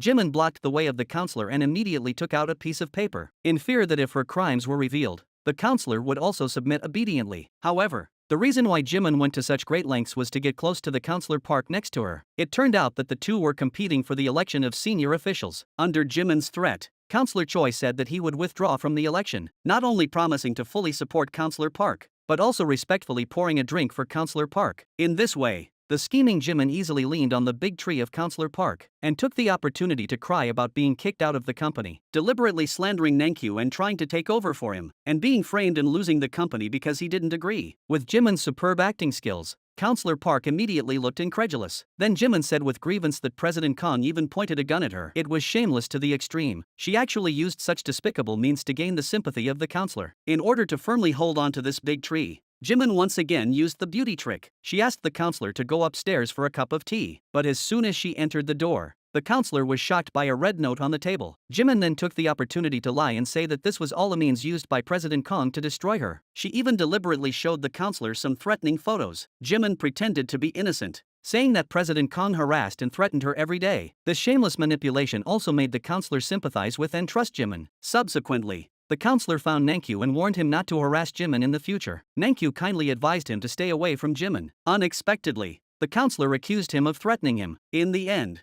the two parted on bad terms. Nankyu also realized that the counselor had been completely confused by Jimin, and Jimin, in order to make herself the wife of a high-ranking official, instigated counselor to run for the Seoul mayoral election. Counselor was still intimidated, but in the end, he could not resist Jimin's persuasive words. In order to achieve her goal, Jimin not only helped raise 1,000 supporters, but also arranged for her secretary to be by counselor's side. Since then, Jimin has been by counselor's side every day. Inseparable. I thought my destiny was about to reach its zenith. Unexpectedly, the last person she wanted to see, James, suddenly returned to the country. It turned out that a year of gambling had already cost James all his money, and he had returned to raise funds from Jimin, as his life had just taken a turn. Jimin didn't want James to throw away his hard work, so she mortgaged Neon stocks and borrowed $5 million from loan sharks. Meanwhile, Nankyu also received the news that James had returned to the country and guessed that he would definitely go to find Jimin, so he assigned his secretary to keep an eye on Jimin 24 hours a day. Sure enough, as soon as Jimin left, he was followed by the secretary. Jimin wrapped himself up tightly and handed over the $5 million to James and told him to immediately smuggle himself out of the country. Otherwise, you will die at my hands. James was overjoyed to get the money, and as soon as he got on the ship, he was pushed to the ground by Inwoo. At this time, Nankyu had already been holding back his anger, ready to avenge his dead wife. Unexpectedly, Inwoo had just brought James to the company's front door and happened to bump into Sura. Sura recognized the murderer of her mother after taking a look at the photo of James that Inwoo had given her. After scolding James, she wanted Inwoo to take him to the police station. Seeing that Inwoo did not move at all, Sura realized that this was President Kang's club. She guessed that Inwoo had deliberately brought James to meet President Kang. Sura suddenly finally realized that President Kang was her father. She couldn't wait to rush to her father. However, her father deliberately kept his distance. Nankyu told his daughter that he had concealed his identity in order to protect her and her grandmother. If his identity as Nankyu was revealed, all his revenge plans would be ruined. He hoped that Sura would keep the company safe and not get involved in exposing Jimin's crimes. Nankyu promised that he would make Jimin pay for his crimes and clear his own name. After reassuring Sura, Nankyu put on his leather gloves and prepared to teach James a lesson for killing his wife. He glared at James and said, "You killed my beloved wife. I will make you beg for mercy." After taking a beating, James was left half dead. Worried that he would be beaten to death, James said, "If I die, the evidence against Jimin will be destroyed." He promised that if Nankyu would let him go, he would personally deliver the evidence of Jimin's crimes. In order to quickly bring Jimin to justice, Nankyu agreed to James' request and changed him into a clean set of clothes. He also installed a wiretap and tracker on him. Before leaving, Nankyu deliberately told James that the news that we could catch you was deliberately released by someone to make you take all the blame. Now the only one who can save you is yourself. Nankyu's words undoubtedly made James hate Jimin even more, and he promised himself that he would make Jimin confess to the crime himself. Once everything was ready, James called Jimin on the phone and learned that James was still in the country. Jimin panicked instantly and hurried to the meeting place. Jimin questioned James about his face. James did not respond, but deliberately changed the subject to trap Jimin into admitting to the fact that he had caused the fake car accident and killed the person. Unexpectedly, Jimin is highly vigilant. Not only did he not respond, he also discovered the bug on James' body. So Jimin pretended to be innocent, denied everything, and tricked James into getting into the car with him on the pretext of having something to do. On the way, he used the electric baton he carried with him to stun James and successfully shake off the tailing of Sura and Inwoo. Then he quickly searched for the bug and tracker on James' body. When Sura found the tracker,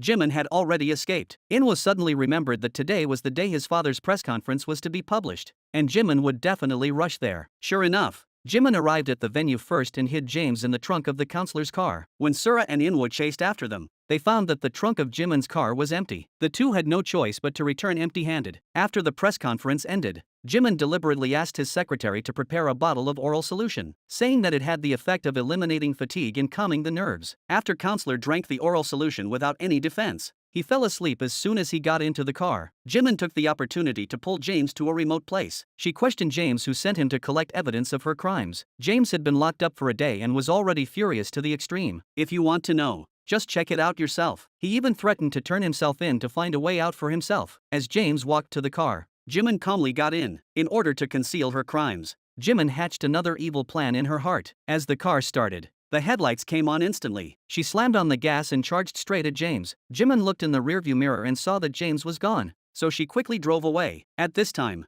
Nankyu and the others were anxiously waiting for news of James. However, the secretary informed them that the counselor's car had already entered Jimin's house. Sura and Inwoo immediately went to Jimin's house to look for James. Just then, Sura suddenly received a call from the police saying that the person she had reported as missing, James, had been found. The two hurried to the scene of the incident but only saw a cold body, and Nankyu panicked at the news, because this was the only evidence that could punish Jimin, but it was wasted in his hands. Sura learned after asking that James died in a hit-and-run accident, but because this place is uninhabited, there were not only no witnesses, but even the surveillance cameras did not find it. Inwoo immediately guessed that it was Jimin who killed James every time, but the counselor kept defending Jimin. At that moment, Sura discovered the scratches on the counselor's car. Facing Sura's questioning, Jimin immediately panicked. Unexpectedly, the counselor lied and said that he had hit the roadblock to save Jimin. Inwoo knew that his father was deliberately lying, but in the face of his father's insistence, there was nothing else he could do. He could only pray that clues would be found at the scene of the accident tomorrow. Jimin was still gloating over the counselor's rescue of her, but she didn't know that a hidden camera had already completely captured the entire process of his murder. What Inwoo didn't expect was that the surveillance footage had already been destroyed. After learning about the surveillance,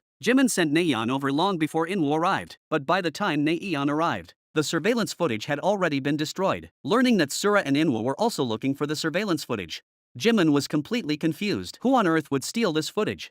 Before Jimin could recover, she was captured by Nankyu on her way home. Nankyu decided to punish Jimin in his own way. Seeing the $5 million he handed over to James, Jimin instantly understood that it was President Kong who threatened James to collect evidence from her. At the same time, she also realized that the President Kong in front of her was her dead ex-husband. Nankyu did not deny it, but put on his leather gloves and walked angrily towards Jimin. And then he grabbed Jimin's neck. Jimin even tried to use her child to save her life. However, Nankyu was no longer the coward he was a year ago. Nankyu had long since become immune to Jimin's shamelessness. He angrily grabbed Jimin's neck with both hands. He wanted to send Jimin to hell, but Sura, who had received the news, dissuaded him in time. Seeing that Jimin was about to die, Nankyu finally let go after a difficult internal struggle. He did not make a big mistake. After Sura's strong persuasion, Nankyu finally ordered someone to release the criminal Jimin, but at the same time, he also revealed his identity as a death row inmate. Early the next morning, Jimin received a mysterious package at the counselor's house. Inside the package was a photo of the scene where she hit the person. Jimin immediately panicked. As soon as she arrived at the counselor's office, Jimin received a call from the mysterious person. Jimin guessed that the other party wanted money and quickly lied that she needed to go to the bathroom and left the office. Then she called Nankyu. Jimin threatened Nankyu to return James' bag to her, and in addition, the money in the bag should be doubled, or she would go to the police to expose Nankyu's identity as a death row inmate. Sura was worried that Jimin would make more shameless demands in the future and threaten her father, so she tried to persuade her father to go abroad and hide for a while, but Nankyu did not respond. Jimin, who had not yet raised the money to retrieve the surveillance footage, asked Doyeon for help. She tried to use the little money she had to get Doyeon to send someone to catch the person who was threatening her. Unexpectedly, the person who came to collect the money discovered that Doyeon was waiting for him there. He panicked and fled the scene. The next second, Jimin's secretary handed the surveillance footage to the counselor. claiming that it was a courier. Nankyu didn't want to be threatened by Jimin and didn't want to let Jimin get away with his crimes, so he ran to the police station as Nankyu. He even admitted to the director of the police station in person that he was the death row inmate Nankyu from a year ago. Nankyu's voluntary surrender made the director look incredulous, although the director was concerned about Nankyu's influence. He was forced by legal pressure to send Nankyu back to prison. For a while, Nankyu's true identity spread throughout the country. Everyone around him also learned the news that Nankyu was not dead, and Jimin discovered the secretary's unusual behavior and overheard the secretary being asked for a reward, and she finally realized that it was her own secretary who had been threatening her. Jimin wanted to get back the surveillance footage but was told by the secretary that the footage had already been handed over to the counselor. So Jimin took advantage of the counselor's restroom and secretly rummaged through the office. In fact, the counselor was not asleep at all, but was paying attention to Jimin's every move. Jimin then desperately ran to the counselor's house and rummaged through it. Just as she was trying to pick the lock, she was caught red-handed by Inwoo, who had just returned. The two then argued. At the same time, Inwoo guessed that the surveillance footage was in his father's hands. At this moment, the counselor suddenly walked in. Without panicking, he opened the drawer and took out a USB flash drive and handed it to Inwoo. At this moment, Jimin completely panicked. Inwoo didn't realize that the USB drive only contained some of his father's lecture papers. The real surveillance footage had already been secretly hidden by Counselor long ago. However, Counselor did not want to continue protecting Jimin. Rather, he did not want his candidacy for mayor to be affected. After repeatedly confirming with his secretary, Jimin learned that Counselor did indeed have the surveillance footage. She also realized that Counselor had already viewed the footage. Since then, Counselor's attitude towards Jimin had become unusually cold. Seeing that her plan to become the mayor's wife was about to fail, Jimin instantly became anxious. However, what she didn't expect was that Jaemin's condition suddenly improved and he regained all his memories. Jaemin learned that Nankyu was not dead, so he went to the police station alone to turn himself in. He tried to take the blame for all the crimes and let Jimin go, but Sura simply did not believe that Jaemin had killed his mother. In order to quickly bring Jimin to justice, Inwoo once again found his father. He hoped that his father would give him the surveillance footage. However, the counselor did not want Jimin's crime to affect his chances of becoming mayor. He still insisted that he did not have any surveillance footage. Inwoo, in a rage, went to find Jimin and lied that the destroyed surveillance footage had been restored, threatening to go to the police and expose him. Jimin, in a panic, was tricked by Inwoo into getting into the car. While driving, Inwoo deliberately threatened to kill him to get evidence of Jimin's crime. Jimin panicked when she saw the car's dashcam. Seeing that she was about to be finished,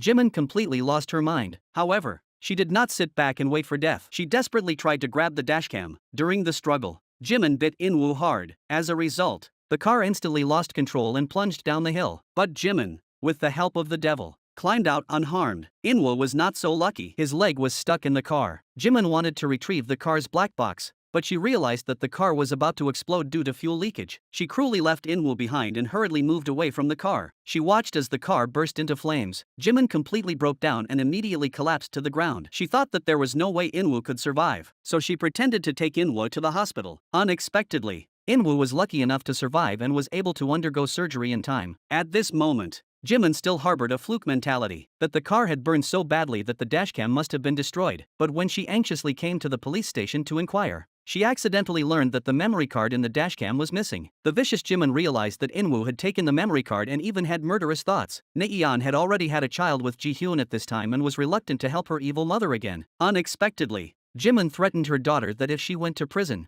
you would also have to give birth to the baby in prison. In the end, Naeon could not resist Jimin's words and secretly snuck into Inwoo's hospital room. She tried to inject the drug into Inwoo's drip. However, Naeon suddenly felt abdominal pain due to excessive panic and fell to her knees, unable to move. When Sura arrived, Naeon had unfortunately miscarried due to excessive stress. When the mother-in-law and Ji-hyun learned the news, they instantly collapsed. However, Jimin was not worried about Naeon. Instead, she was still anxious about how to get rid of Inwoo. There was nothing she could do, so she had to do it herself. Jimin is truly vicious. She did not hesitate at all when injecting the drug, and she felt no guilt. In no time, Inwoo began to feel unwell. However, Jimin's psychological strength is truly extraordinary. She killed someone's son and yet she came to the final campaign speech for counselor as if nothing had happened. She vainly hoped to become the high and mighty mayor's wife. In fact, Jimin's plot had long been uncovered by Counselor. It turned out that Inwoo had already woken up after Naeon's unsuccessful poisoning the first time. He handed the memory card of the car's black box to Sura, learning that Jimin was determined to get rid of his son. Counselor did not hesitate to hand over the surveillance footage of Jimin's hit and run to Sura, and when Jimin attempted to poison Inwoo for the second time, Inwoo had already unplugged the drip in advance and pretended to be unwell. Jimin's attempted murder was also captured on the surveillance camera secretly installed by Inwoo. At this time, Jimin was still oblivious. However, just at this moment, the screen of the campaign video suddenly changed to the surveillance video of Jimin's hit and run. All the reporters present were shocked. Jimin was completely finished. The crime of murder instantly spread across the country on live television. At this time, Jimin was still arguing that the video was a fake and claimed that it was a conspiracy to bring down the counselor. Unexpectedly, the scene released the crime that Jimin admitted in the dashcam. At this time, Jimin was completely panicked. He tried to escape, but was stopped by Inwoo. Inwoo's appearance in person made Jimin look even more incredulous, facing the harsh accusations of the reporters present. Jimin looked panicked and at a loss. The counselor took this opportunity to admit his mistake to the media, confessed the scandal of Jimin bribing election funds for him, and said that although he knew nothing about it, he was willing to take full responsibility, not only announcing that he would withdraw from the mayoral election, but also that he would withdraw from politics forever. Seeing all his plans fail, Jimin even tried to escape, but at this time, the police had already been waiting at the door for a long time, and in full view of the public, Jimin was forcibly handcuffed with cold handcuffs. However, the scheming Jimin actually tried to use his children to win the sympathy of the police officers, saying that he wanted to see the children one last time but couldn't do so with handcuffs, which would cause emotional harm to the children. It had to be said that Jimin's technique of attacking the heart was really strong, and he was finally granted the right to say goodbye to the children. However, Jack learned of her mother's evil deeds and resolutely got into the car with her younger sister. No matter how Jimin begged, Jack still held her younger sister's hand and would not forgive her mother. The vicious Jimin took the opportunity to run to the driver's seat and lock the door. She took the two children directly and fled with the accelerator. However, Jimin knew that she had no way out and cruelly tried to take the two children with her to their deaths. Sura called to persuade Jimin not to do anything stupid with the children. At this moment, Jimin was still shirking responsibility, claiming that it was all Sura's fault. Although Jimin hung up on Sura angrily, she still had a shred of conscience. After being blocked by the police on the road, she braked halfway and let the children down. She then drove straight down a 1-meter high hill with the accelerator. Fortunately, the hill was not high, so Jimin did not die, but was rushed to the hospital. With the revelation of the case involving tens of billions of insurance money, the accomplices who had helped Jimin were also punished accordingly. The lawyer who had been instructed by Jimin to defend Nankyu was sentenced to 5 years in prison, and the secretary who had been by Jimin's side was sentenced to 7 years in prison. Jimin not only lost his face, but was also found guilty of multiple homicide, assault, and fraud, and was ultimately sentenced to death with a 1-year reprieve, while Nankyu was eventually acquitted due to a miscarriage of justice. Watching Jimin lose his face and get the punishment he deserved, Nankyu even showed a sad expression. Jimin really deserved to suffer this kind of misfortune. Until the moment he was sent to prison, Jimin was still deluding himself that he would be the mayor's wife in the future. Nankyu set up a charity with all his wealth after being acquitted. Sura eventually inherited her mother's company and became the president. Jaemin, who had recovered his memory, also fell in love with Doyeon during his amnesia. Although Doyeon was sentenced to 3 years in prison for treason, Jaemin still proposed to Doyeon, saying that he would wait for Doyeon to get out of prison and live together. And Jimin, because of the depth of his sins, was haunted by nightmares all day and became insane, and waited for the day of execution while being tormented by his cellmates. Naeon also reformed under Nankyu's guidance and lived a stable life with Ji-hyun. She also received Sura's forgiveness. Inwoo also finally got the girl. He and Sura were finally reunited as a couple. Well, that's the end of today's story. Thank you for your support and company. See you next time.